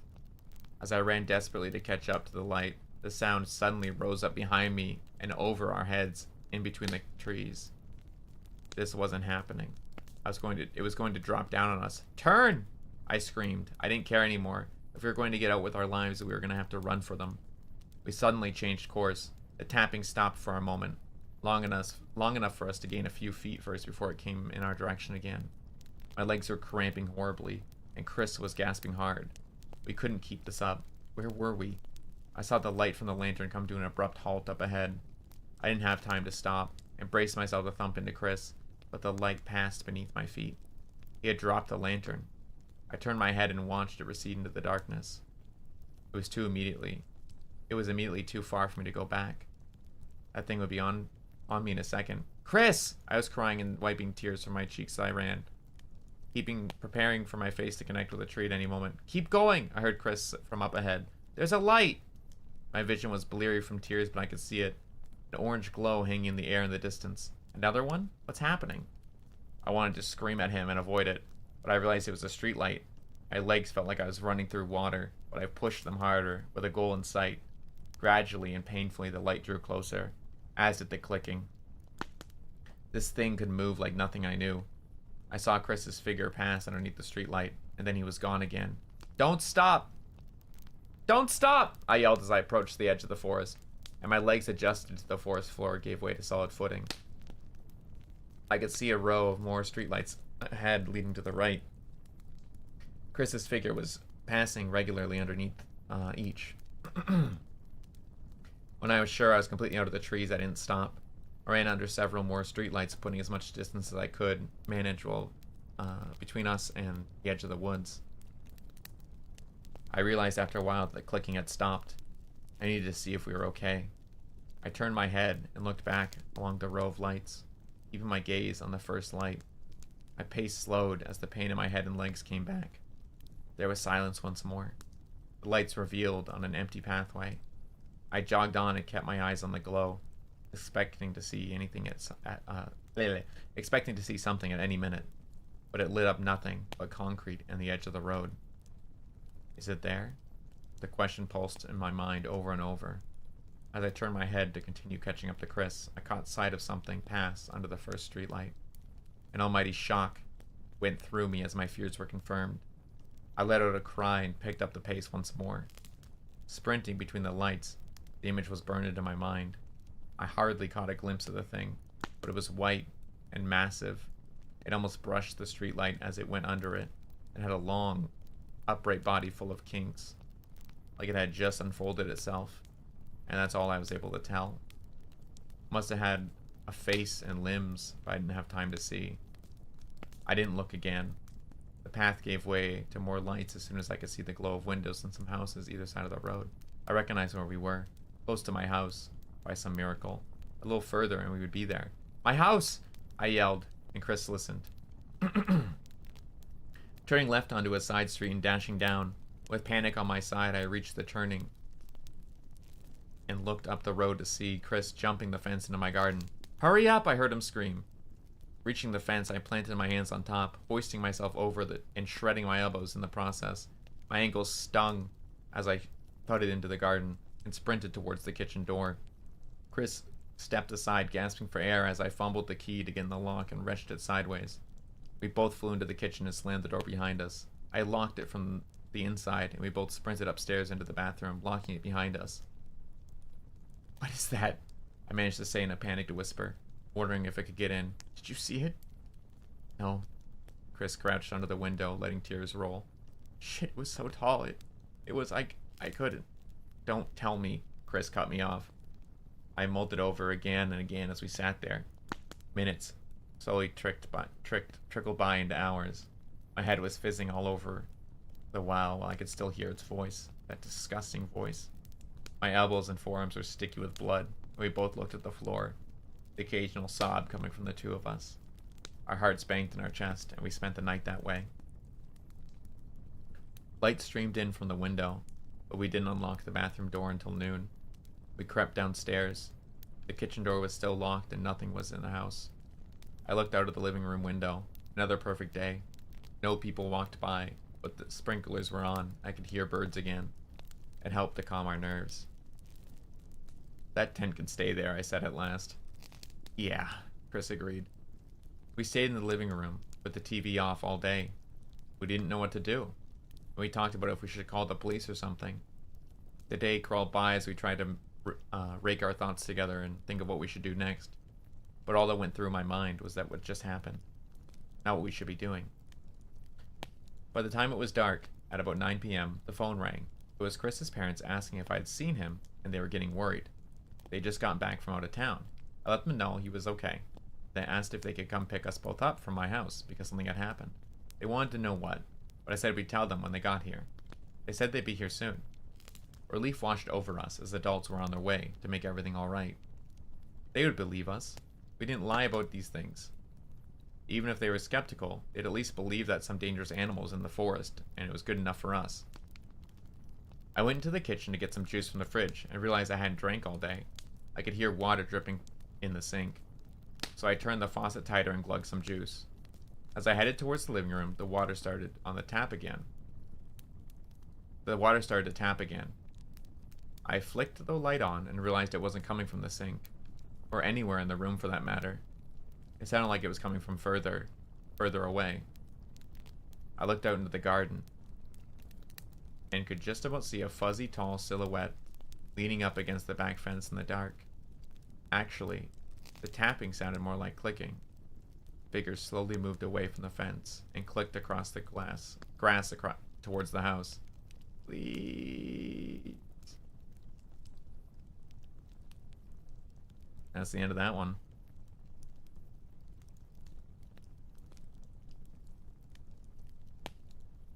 Nice. Very cool. I wish I could like read more. Every Chris, right? You fucking Wesker. I wish I could read like without so much of my voice, like cracking randomly. It is a shame that my voice cracks just about as much as this fire's crackling, just because that's just how my voice is. Unfortunately, it's the suffering I must have to be of being a nasally motherfucker, and misreading words here and there. But to be fair, it's not very often I sit and read things out loud like this, so definitely something that needs to be practiced. It's definitely a skill that needs to be practiced.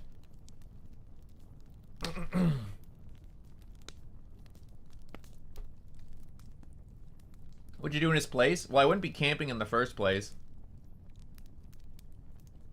I don't like camping, so I wouldn't have been outside in the first place. So I do get the fear of dark though.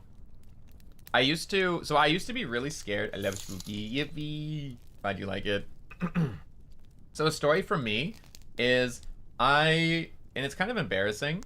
Thank you for supas, by the way. Thank you for all the supas so far, by the way. Thank you. It's kind of embarrassing, but I used to be really scared of sleeping over at people's houses. And I used to have a really hard time with sleeping away from my own house because I'm a very, very anxious person. I'm a super anxious person. Like I'm not as bad as I used to be now that I'm medicated. But when I wasn't medicated, I struggled really, really bad with my anxiety to the point where if I left my house like overnight, I would panic that something would happen while I was gone. I don't know, like just random shit. Like there'd be a random spark and there'd be a fire and my mom and my pets wouldn't be able to go to the house, or someone would break in, or my mom might slip and fall and hurt herself and nobody would be there to help her, or one of my cats would get hurt or something somehow, or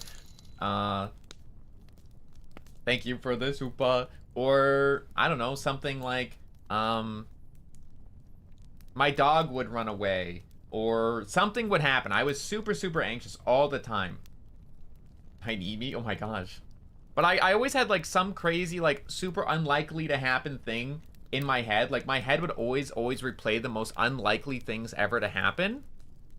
And just, I couldn't sleep because of it. It would make me panic. And so I'd freak out a lot and I couldn't help myself. I would just be freaking out all the time, right? So I would literally wake up in the middle of the night. Like I'd try to sleep at someone's house, wait for everyone to fall asleep, and I would sneak out in the middle of the night to go home. I had my own house key. I would literally sneak out of people's houses at like 2 or 3 a.m. and walk home in the dark. And by walk home, I mean run home, because I'd be scared of the dark too. I'd run down the middle of the road at like 3 a.m. I wouldn't ever go on the sidewalks, because sidewalks were scary, because people could like come out of the darkness. But if I'm in the middle of the road, the lights are there. As long as the street lights were on me, I could see either side of the road, and I was really confident in my running, because I was a really good runner back then. Because I could like play a full soccer game without stopping, or I did cross country, everything. I used to be a great runner. My fucking lungs got really bad, and I couldn't do it anymore. But I used to run home, even if it was like a 30-minute walk or something. I would run the whole way. I'm telling you, yeah, but like you'd be able to see the vehicles. The thing is, right? There was no vehicles on the road at all. You have to remember, I live in like a small town. There is no vehicles at that time of night. It's not like a city where people are around 24/7. At like in the middle of the night, you might see like maybe one car on the road, and you'll see it from a mile, like miles away. You'll see it from super, super far away, because it's like well lit as far as like the lights, and like obviously you'd see the car lights too, and they'd see you in the middle of the road. And I would get off the road if there's a car coming. Obviously, I'd go to the side of the road it's not on. It was super easy to see it, and when it's dark as well. Even if it was coming up behind me, I'd see the lights behind me, right? Because I'd be able to see my shadow, and I'd be able to hear the car. So I'd get out of the way. But yeah, I would do that. And I used to accidentally scare a lot of people's parents by doing that. I felt really bad. So I started leaving notes like, "Hi, I went home. Thank you for your hospitality. Dinner was awesome. Appreciate you." And I would like leave that at like 3 a.m. and they'd wake up to it and be like, "Bruh." So people's parents stopped letting me sleep over because they knew I'd escape in the middle of the night, and it freaked them out. I would sneak out in the middle of the night. So I started leaving notes. But I also felt inconsiderate. I would feel inconsiderate about like leaving the door unlocked as well. So I had like... Okay, so this is probably the most embarrassing part. Let me sip my water.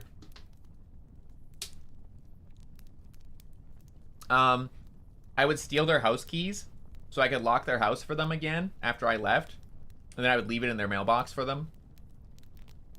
I felt bad. I didn't want to leave the door unlocked all night because I have anxiety about everything. So I was like, my anxiety was like, someone's going to see me leaving and not lock the door. So then they're going to break in and rob my friend. So I would like steal their house keys lock their door for them and like hide their key somewhere and text them, say, your key's here, by the way. I left your key here. How old were you? When I did that, I was probably between the ages of like 10 and 15. I stopped sleeping over at people's houses at that age because I never, like, when I got to high school, I stopped sleeping over at people's houses. I really folded in on myself quite a bit when I was in high school, and I did spend time with some people, but I wasn't really super close to anyone in high school. I kind of like pulled away from everyone a lot when I was in high school. When I was younger, I used to go around to a lot of people's houses and hang out and stuff, but if it was nighttime, I would escape because I didn't like being in someone else's house at night. It freaked me out. I also had a really hard time sleeping because I'd have like anxiety attacks in people's houses because I wouldn't be able to sleep because it's a place I wasn't used to. But yeah, my anxiety was like bad before. As far as like the Joe asking what was the scariest story that happened to you? Scariest thing that happened to me.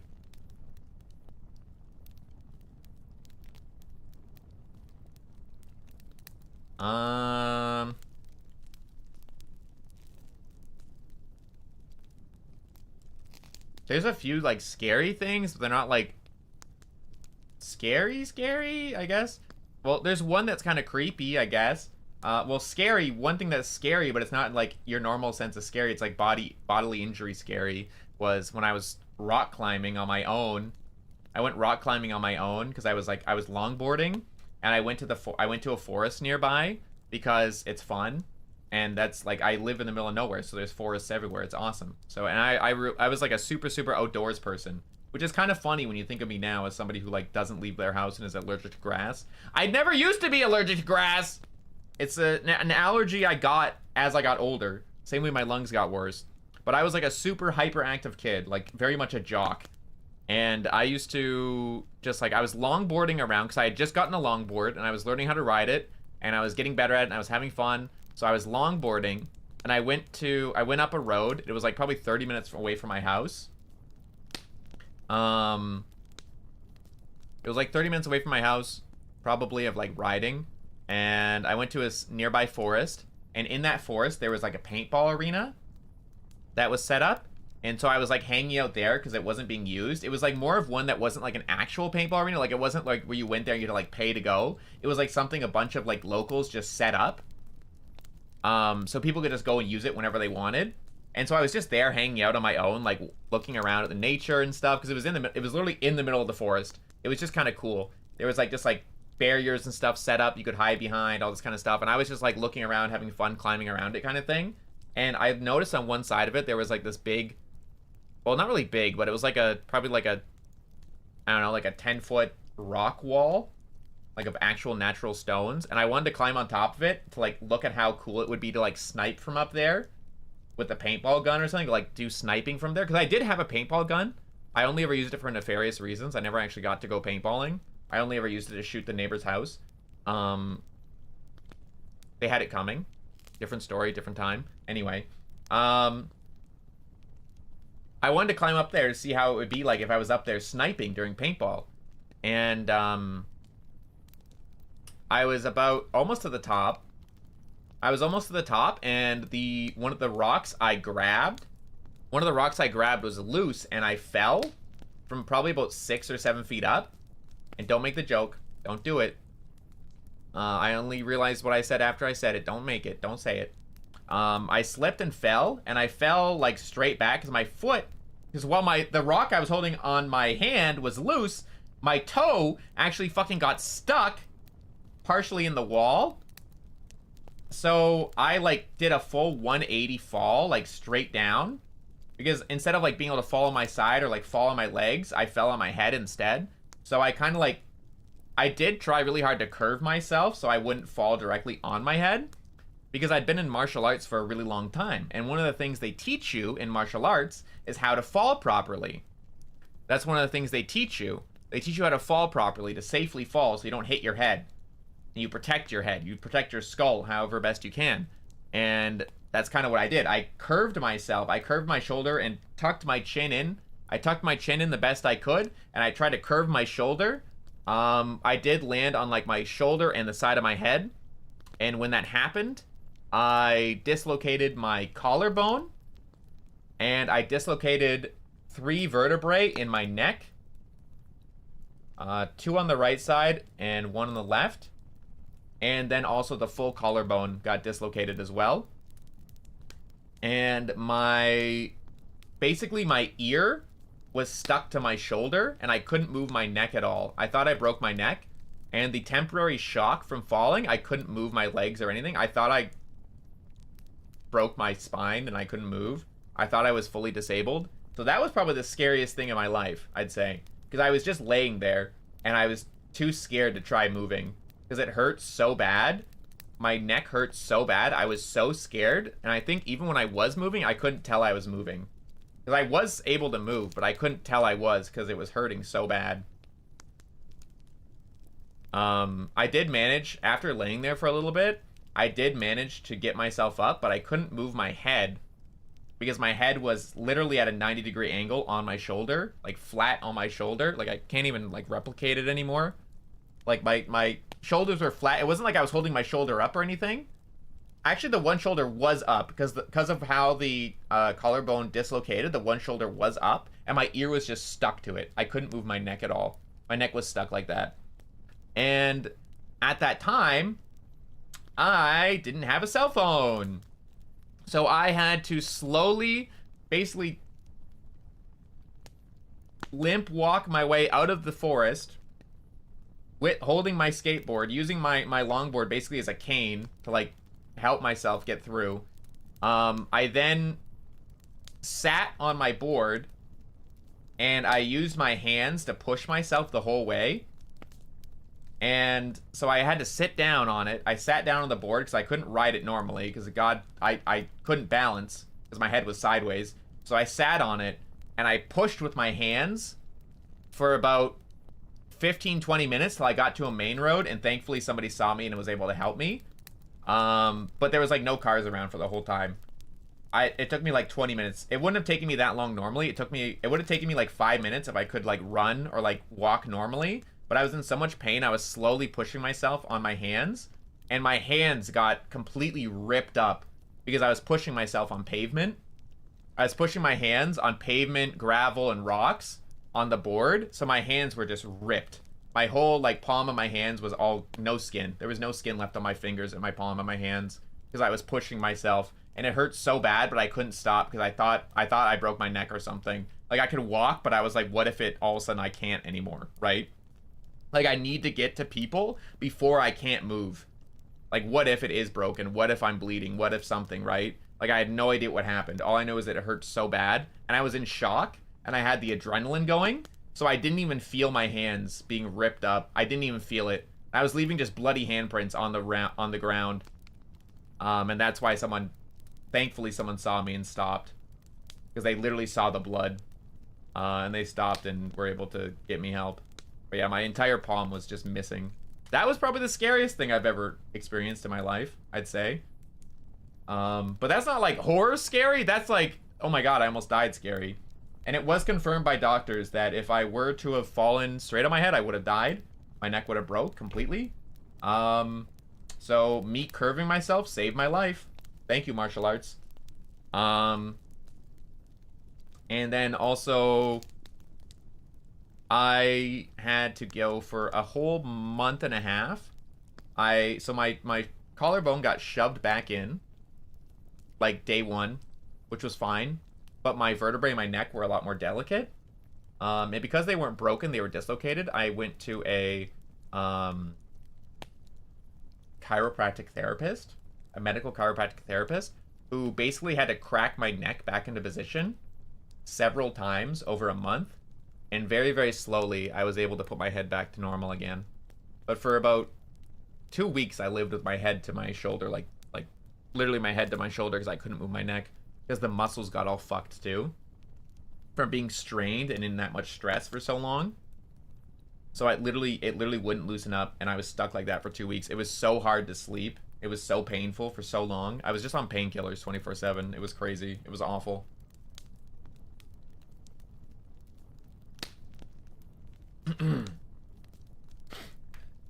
I think the only actual, like, horror kind of scary thing that I have story-wise would be, in grade 7 and 8, which would have been ages 11, 12, 13.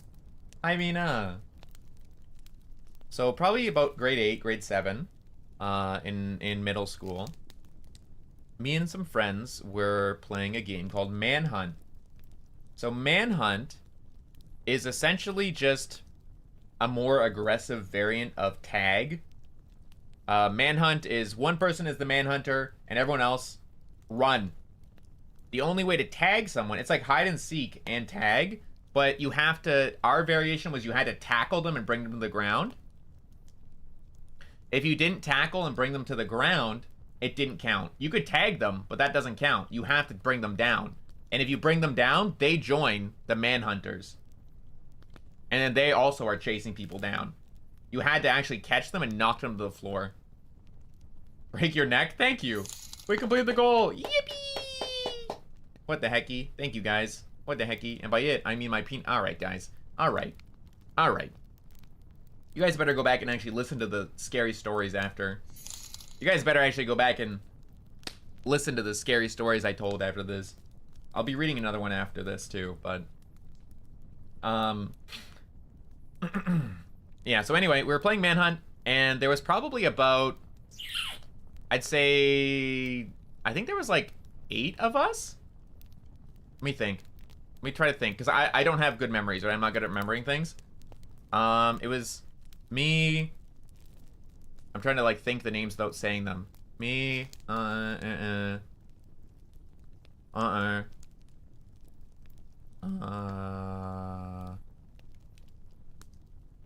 else was there? Oh, 7. There were 7 of us. I think there were 7 of us.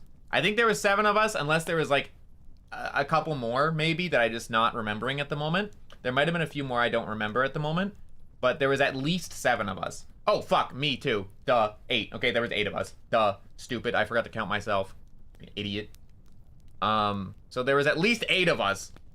Anyway, so we were playing Manhunt. It was dark. We were waiting until it was dark out on purpose. And the way we played Manhunt was around a city block. We played around a city residential block. So everything in that block was fair game. Crossing the road was okay, but you couldn't go past the sidewalk. So you could like go around. If you needed to like sprint across the road to get around somebody to avoid getting tackled, you could do that. But you couldn't go past the sidewalk on the other side of the road. So you could like hide if there was like a bush or a tree on the other side of the road in front of the sidewalk, you could do that. Or there was like a car across the road parked, you could like lay underneath the car. And everything was okay. You could jump people's fences, you could climb under their fucking porch, you could climb the side of their house, go onto a barn. Like if there was a fucking shed, you could climb into the shed, climb on top of the roof of it. Everything was game. Everything was game. If you were up on somewhere that you couldn't be tackled off of though, you had to get down if spotted. You had to get down if spotted, and they gave you 5 seconds. But if they couldn't spot you, you were chill. But anyway, everything was game. So we always would be jumping people's like fences and shit, and we did get the cops called on us a few times for trespassing. And then Manhunt became a lot more real because we had to run from the police, and they never caught us, so that's cool. Thumbs up. But anyway, one night could not happen in America. Yeah, because you'd get shot because Americans are fucking psychopaths that shoot children. I mean, what? Truth nuke. Anyway. It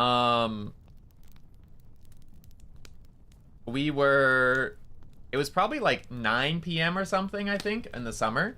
I'm gonna sip my water. It was about 9 p.m. And I and one other boy were hiding in the backyard of a corner house, like a house on the corner. We were hiding in the backyard, and they had like a really big fence, like a really big paneled fence that you could barely see through, and you could only see through it from an angle. You could only see through it from angles. It was like that type of paneling where there's like one piece, and then there's like a gap, and there's like multiple gaps between it, but behind each gap was another plank, so it was like kind of like segmented, I guess. So you could only, you could only kind of see through it from an angle, and if you were close by, it was like a segmented fence. And so we were hiding in the corner of the back, which was against an alleyway. So if we heard them come from the front, we jump the fence, we go through the alleyway. You hear them coming from the back, you run through the front and head out through their gate, right? Hi, Vinny. So we were standing there, and we heard I think it was like 3 manhunters at the time, and we heard 2 of them talking in the alleyway. And they were talking a little bit, and all of a sudden we heard they got to the end of the alleyway, and they stopped, right? Because we could hear the gravel. Because we were right next to them, basically. We were only like 5-10 feet away. We could hear everything. We were up against the fence, like hiding in the dark. Because it was pitch black. It was pitch black. The only lights were people's house lights and the street lights. All of a sudden, we heard like wheels stop. Like not car wheels, but like bike wheels. Like the little of like a squeaky brake. And it kind of like stopped right near them. So we thought, oh, did one of the guys get a bike or something? And those guys just kind of like froze for a second. And all of a sudden you hear ding, ding, ding, ding. Like a little bell of a bike, right? And they didn't say anything. And there was a guy. Because I looked through and there was this adult guy dressed in like really baggy clothes that didn't fit him. And like an open coat, which didn't make sense because it was summer and hot as fuck. But he was wearing like a big open coat. And in like a really gruff kind of voice. I couldn't see his face because it was too dark and the light was behind him. But he had like long hair. And he had like he seemed pretty dirty. I couldn't tell, obviously. This is all just like what I was told afterwards. In a really gruff voice that even I could hear, he said to them, "You kids, you boys want to meet Frankie? You want to meet Frankie?" And he started like trying to get up off his bike, and his bike fell over, and he started like walking towards them. They just went fuck, and they just turned and ran.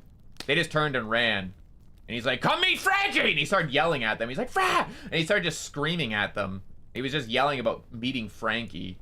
And it was really fucking scary. Me and the other guy behind the fence just stood there and fucking were like, we are not moving. We are not moving. But yeah, it was definitely just some fucking guy high as shit on some sort of drugs. And yeah, he just started screaming at them to come meet Frankie. He's like, first he like was just like, "Hey, you guys want to meet Frankie? Come, hey, you want to meet Frankie?" And as soon as they ran, he got really fucking mad and started just screaming at them. And we called it off that night. Yeah, he probably was. He was probably high on something. There's like, because it is such a small town, it's not unheard of for there to be druggies. Because there's only so much you can do in the town. But yeah, it definitely was. And it was pretty fucking creepy. It was definitely creepy. We called it off that night. We didn't do Manhunt for like a month after that. Like Pennywise? No, not like Pennywise. Just like a tweaker. Yeah, it was pretty spooky though. Run away. I mean, worst case, we probably would have been fine. Because it would have been 4 of us. And pretty much all of us that were like in that group. I don't know what it was about my class.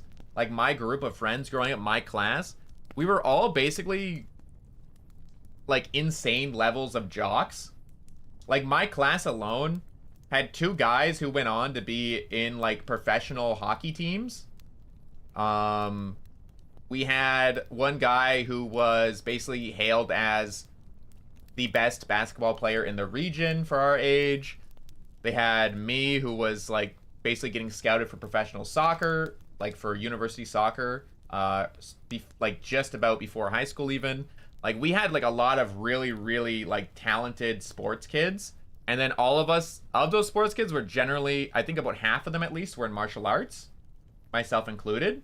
So our class was weirdly scary in the sense that we were all just fucking little sports freaks. Like even the girls were like really like into sports too, a lot of them. I'd say about half the girls in the class were also like either like big into gymnastics or I think one of the girls was really good at baseball.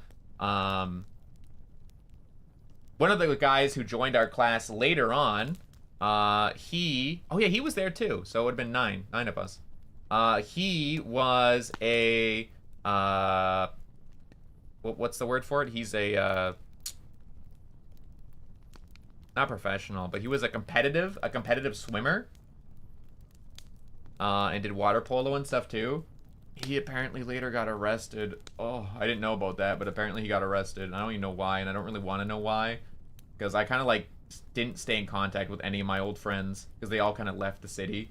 They all left to go somewhere else, but I did hear he got arrested, and I'm like, oh, that's not what I expected from his future. But oh well, what are you gonna do? But yeah, basically that entire class is just full of like ripped fucking people.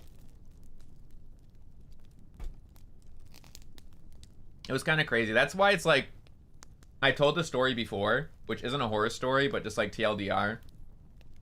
We had a kid transfer into our class in grade 7 who was openly gay, and he was the first openly gay person in our class, or even in the school, I think. There was definitely other gay people in the school, but he was definitely the only one who was open about it. And he wasn't like flamboyant about it or anything. But he was just like, he was just openly gay, and it was chill. He was really funny. Everyone liked him. We didn't care. Our class was always like this type of class. There was like a bully, but like it did chill out when they were older. We were a class of people, we were called bully bullies. We would identify ourselves as bully bullies. If you bullied someone, we'd bully you. And you would stop being a bully really fast. You couldn't really bully anyone in our class either because we liked everyone. And then there was a bunch of us that were little buff Terminators that would come fuck you up. We went to one of our year-end trip. Our year-end trip for our grade was we went to a campground. And that campground had a bunch of other students as well. It was like a summer camp, basically, but like for schools. And there was a bunch of other schools there as well, and they had us like compete with other schools, so it was like a fun thing, right? Like fun different like camp games and stuff. And it was like a bunch of cool stuff you wouldn't normally be able to do, just because it was like a specific campground, archery, and there was like little rope climbing things, and there was like zip lines and competitive like teamwork games, and like get up over the wall, like the flat wall, you could like boost people up and over it kind of thing, and like those types of like cool fun things to do, right? Like very fun fitness stuff. And so we were loving it. It was great. But anyway, when we were there during one of the free time hours, me and that boy who was openly gay, we were playing soccer. We were just kicking the ball around where some of the other boys were out doing something else. I don't remember what they were doing. They were doing something else, and one of the other guys, a bunch of them were at like the lodge too. So all the boys stayed together in one lodge, and all the girls stayed together in one lodge, and then the lodges were next to each other. Anyway, me and him were kicking the ball around, and he accidentally kicked it too far. And he went, oh, I'll go get it. I'm like, okay. And so I just kind of like waited and I watched. And apparently the group that was standing near the ball was from his old school. And that old school used to bully the fuck out of him for being gay. And that was why he switched schools. They saw him and they immediately started giving him shit. They picked up the ball and like just drop kicked the ball really far away and told him to go get it. And used the F slur on him. And he was like, what the fuck? And then they pushed him. And I saw that and I was like, oh no. Oh no. And I went and I got him. I went and I got him and I told him, fuck off. And they were like, what are you gonna do about it? I was like, you wanna find out? And they were like, like, all right, no worries. I'll be back. And we went and I just helped him up. And I said, he's like, oh, what the ball? And I'm like, oh, don't worry about it. It's not even, I was like, don't worry about the ball. It's not mine anyway. It was the campground's ball, so I didn't really care that much. I was like, whatever. It's all right. Yeah, let's just go back. And so we headed back to the grounds, and they were like making fun of us the whole way, like as we were walking, calling us names and shit. Because it was a huge field, so none of the counselors or teachers really heard. And I didn't want them to hear, honestly, because I knew what I was gonna do. We got back to the campground, like with where we were staying, where all the boys were. just so happened the other boys that were out were coming back at that time, and all the other ones that were there were still there. And so we went in and said, and I basically just told them what happened. And we ended up walking back out with all of us. And we were a pretty big class, so there was about 18 boys. And I'd say about 75% of them were either sports freaks or martial artists to a certain extent that were in martial arts for years and years. And we all came walking out. And there was one boy in particular who was definitely scary looking, the most scary, because he was big into weightlifting and wrestling. And he was the one who had the record for shot put, like throwing the big, heavy fucking metal balls. He was a big fucking boy. He could pick you up and throw you like a shot put ball if he wanted to. He was a big boy. And he was a really nice boy, too. Anyway, we all walked out there with 18 of us. And we surrounded them in their little group of like 6 or 7. Yes, I said the number again. You're welcome. Get over it. And basically, we made them cry a lot. We made them cry a lot. We didn't even hurt them. We just scared them so fucking bad they started crying. We didn't hit them. We didn't hurt them. But we scared. A lot of the boys really wanted to hurt them. But I basically talked to them like, hey, let's not hurt them because you'll get kicked out of the camp. And we scared them really bad. We just basically threatened them really bad if they ever did anything to him again. That they're gonna have an awful fucking time, and then we know what cabin they're staying in. Basically just said, like, look, if you fuck with him ever again, we know what cabin you're in. We know what school you're from. Don't fucking think for a second you're gonna live in peace. This will be the worst fucking school trip for you ever if you talk to him or so much as even fucking speak to him again. And we scared them so fucking bad. And we made them apologize to him. It was great. But yeah, that's my favorite story. Then you leave camp, don't go home. Yes, actually. I did actually... I did get... So basically that did get reported that happened. And I took the blame for it so I could leave early because I hated being there. I wanted to go home. So I got suspended and got kicked out. It was awesome. So I got to leave early. Yippee! So I didn't have to be there the whole week. I got to leave after 3 days. Shit was awesome. It was so awesome. I got suspended and I got to leave. I was so happy because I didn't want to be there anymore.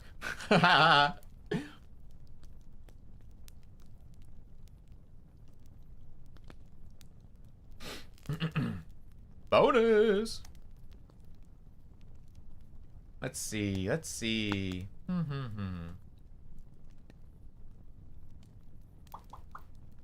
What's this one?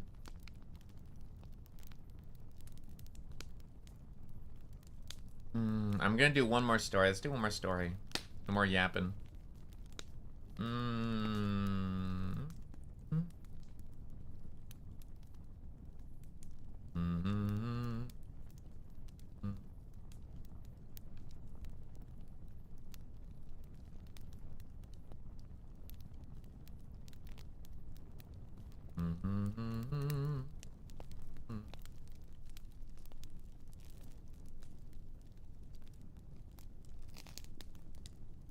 This is a short one. Looks good, though. All right.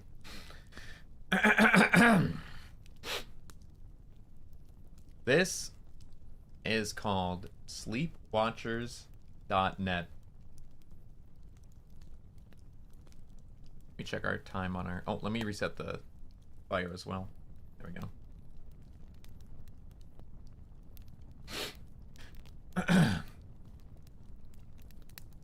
Life is supposed to get better after graduation. You walk across the stage, grab your diploma, and you're welcome into the real world with open arms. All those parties, all the cheering, all the gifts, all the congratulations you get, it's all supposed to represent the new world that you're about to join. I mean, you just made it through hell of high school. 4 years of stress and drama, and now you're finally free to be an adult. Life after high school isn't what you think. They don't tell you everything. They don't tell you the real secret of the world, of society, of what life is truly about. They don't tell you that you're about to be in a never-ending cycle of money, the endless grind to make a buck. They don't tell you about that greed. If I had known, maybe I would have been better prepared for the time after graduation. Maybe I wouldn't have been so self-righteous, and maybe I wouldn't have ended up where I am right now. Sleep watching. The newest way to make some quick cash. Manny told me about it. Good-hearted old Manny. He meant well. He really did. I mean, he's been my best friend since freshman year. He didn't know what would happen. We both experienced the newfound struggle for money after graduation. We're just kids. Lazy, stuck-up kids. We thought that we were too good for some entry-level job at McDonald's or Walmart. We wanted something that was going to bring in money quickly and easily. So, him being the best friend that he is, looked around online. It didn't take long to find exactly what we both wanted. He found sleep watching. A job in which you get paid to do absolutely nothing. Ollie, all you have to do is sit there and stay awake. He had texted me.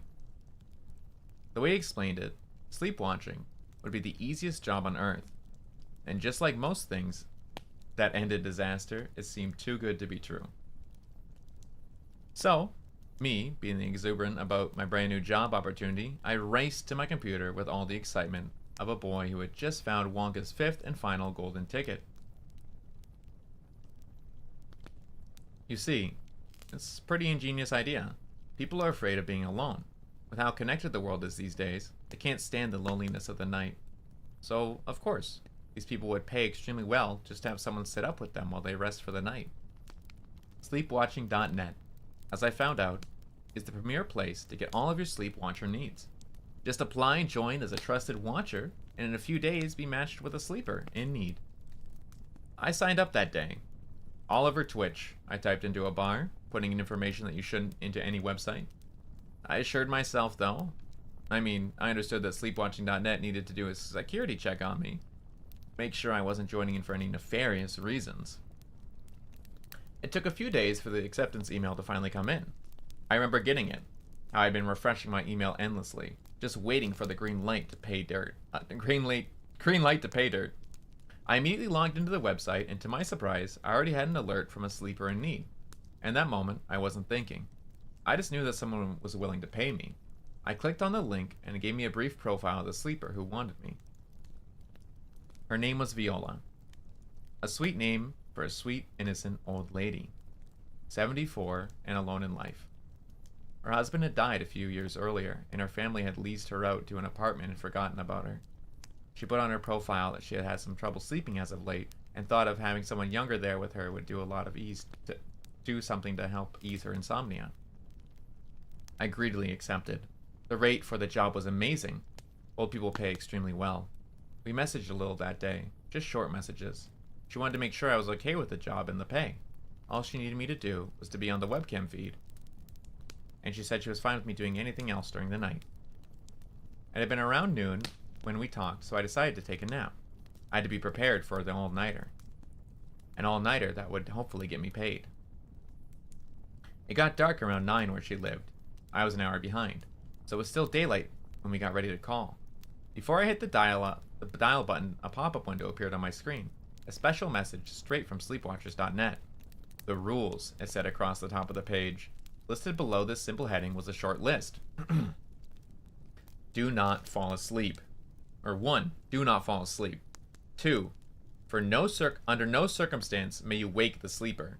3, do not touch the red emergency button unless there is an emergency. 4, do not fall asleep. I laughed at the rules at the time. They were all basic. Common sense that anyone should have known before taking a job as a watcher.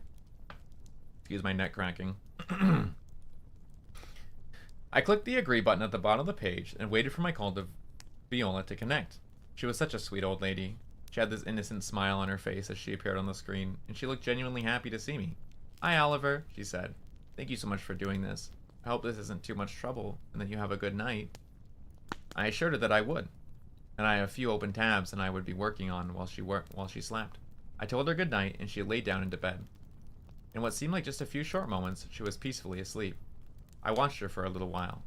There's a strange peace in watching someone else sleep, watching their chest move as they breathe slowly. I was watching Viola at her most vulnerable. I know there wasn't anything to worry about, but still, having a life in your hands can change you. After just a little while of watching Viola sleep, I began surfing the web. I had a night to endlessly search. So, lucky me. I was getting paid to do what I would have been doing at night anyway. The night went by quietly.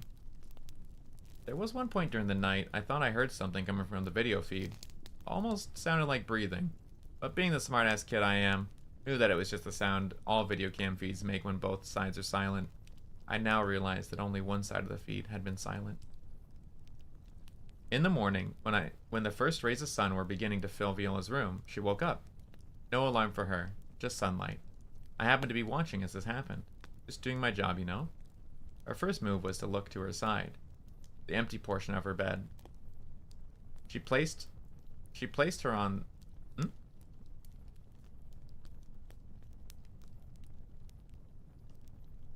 Oh, okay, so I guess that's just a spelling mistake. She placed her arm on the unused pillow that was there, and I could have sworn I saw her body shudder. Then I guess she gathered herself and turned to look at the laptop which was sitting on the desk next to her bed. She smiled that genuine smile again when she saw me, asked how my night had been. I told her it went smoothly. She sighed a sigh of relief and thanked me. She told me that she had just had the best sleep in weeks, and to have a good day, and then hung up the feed. I'm a teenager. I'm used to all-nighters, but with my job done, I gladly went to bed with a smile on my face. The next few nights were the same. I would call Viola around 8 that night, she would pick up and be asleep by 8:05. Thank God the internet is endless. I learned so much useless crap during those nights. One night, the peacefulness of our schedule was interrupted. I remember it in some detail. Viola woke up around 3, drowsily nodding at me and heading to the bathroom, which from the camera angle I could see was connected to the bedroom by a small door on the other side of her bed. At that point, I never really looked at the feed. I mean, nothing ever changed on there, so there wasn't any point.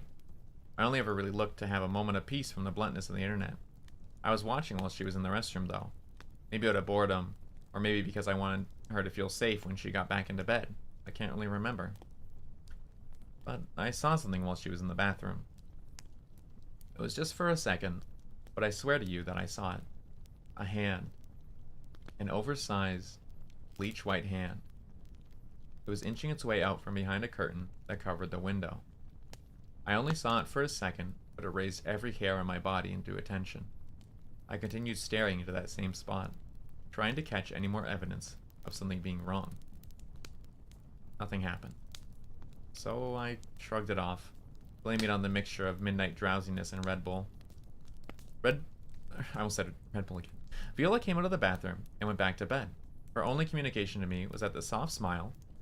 Oh, the hell, iCloud, go away. Fucking, dude, iCloud. I don't care. I don't want to update. Wait. Viola came out of the restroom and went back to bed. Her only communication to me was a soft smile before her head hit the pillow, and she was peacefully back out. The way she fell asleep so quickly. She treated sleep like a luxury. A luxury that I could tell she had been missing out of as of late. I felt proud to be the person that could bring luxury back to her. A few nights later, 5 nights ago, everything changed. The night started out normal. Viola and I, following our established routine, were whispering a "Good night, Ollie" to me in passing out. The quietness of her room, the sound of me clicking away into Google, trying to find some new information that I'd yet to exhaust. Everything was normal. It's all my fault. I didn't nap as much as I should have that day. I didn't have a Red Bull on me. I didn't try hard enough to stay awake. I fell asleep. I broke the rules. I slept hard. I was out for at least an hour, drooling on my keyboard, dead to the world and useless to Viola. I woke up suddenly. I think I heard some kind of bang, but I can't remember. Maybe a buzzer. I'm not too sure. My head came up quick, though. I wasn't sure what was going on, but I think my body instinctively knew something was wrong. After I figured out where I was, I went straight to Viola's tab. She was peacefully asleep. Whatever had awoken me hadn't disturbed her in the slightest. I smiled to myself. With that nap, I'd be good to go for the rest of the night, and Viola was still perfectly okay.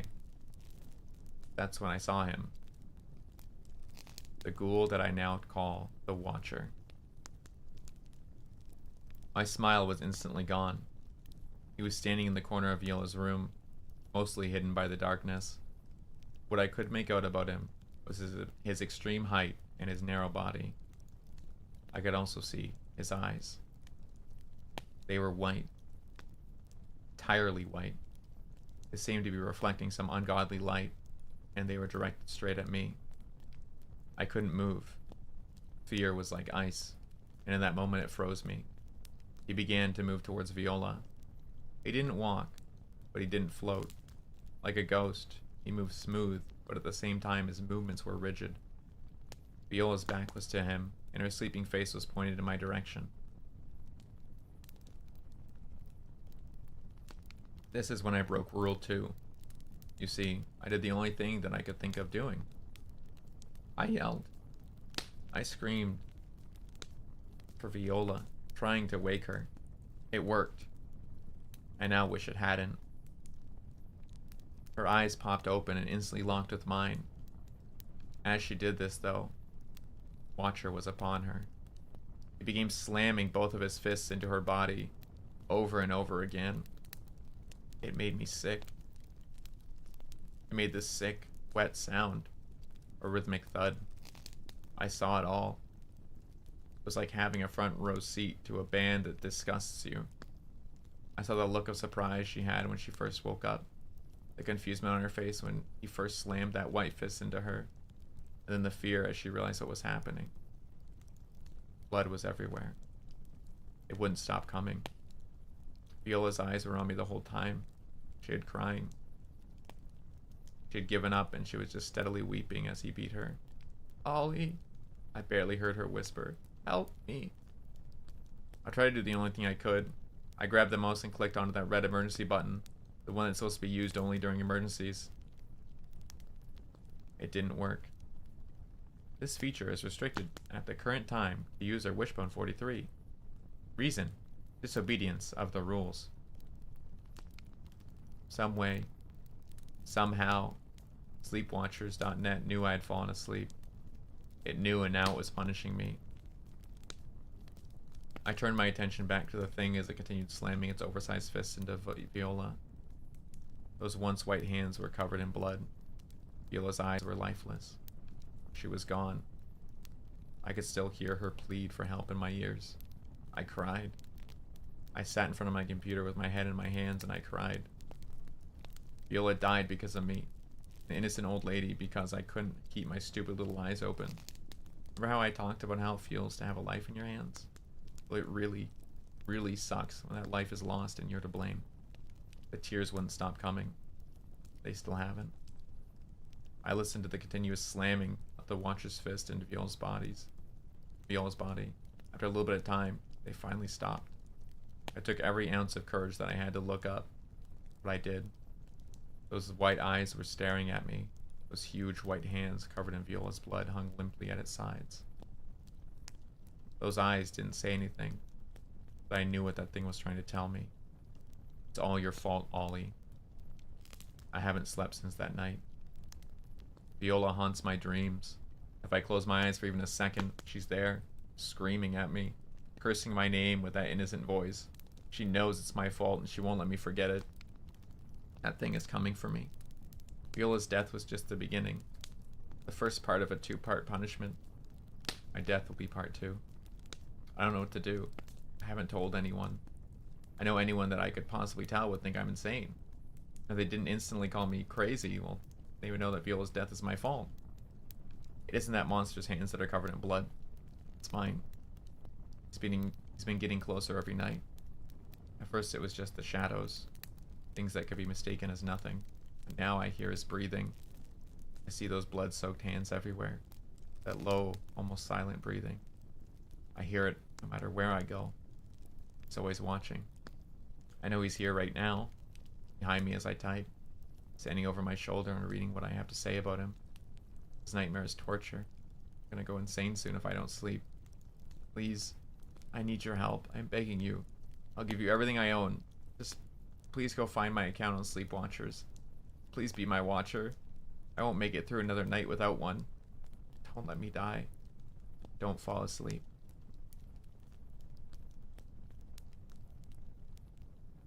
Interesting. Weird. Cool. Creepy. Neat.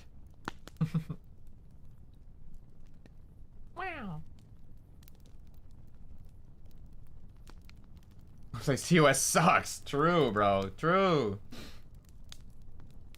True. Bad TOS moment. Bad TOS moment. That was fun. They're kind of freaking cool, man.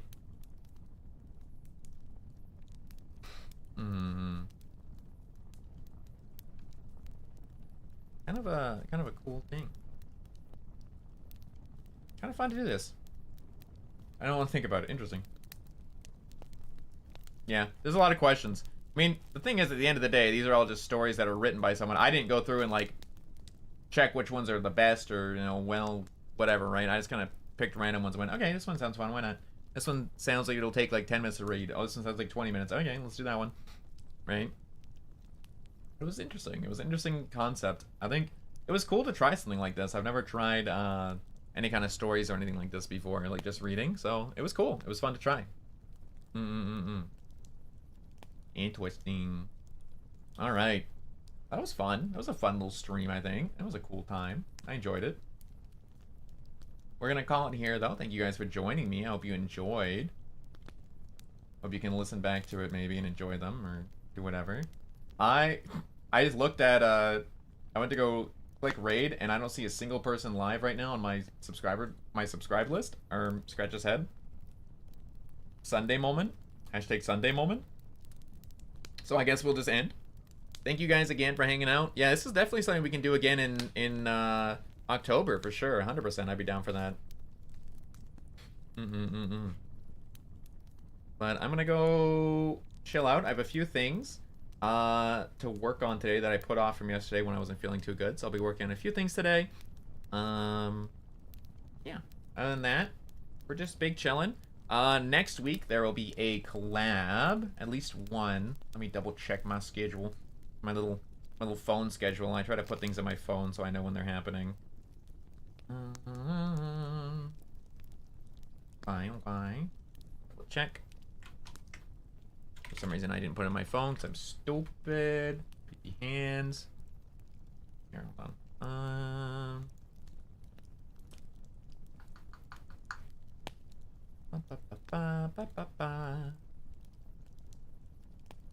Game collab. In just 1 second. Oh, jeez.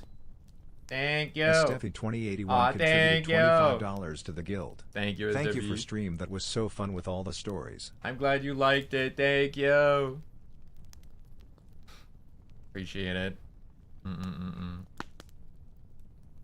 So we are planning on playing Content Warning. They haven't played Content Warning in a super long time. Like, it's a game that hasn't really like popped up again since it was popular at the beginning. So it'll be fun just to play that again for a while. I'll be playing with my friend Dango and Nato. So it'll be like a half English, half Japanese collab.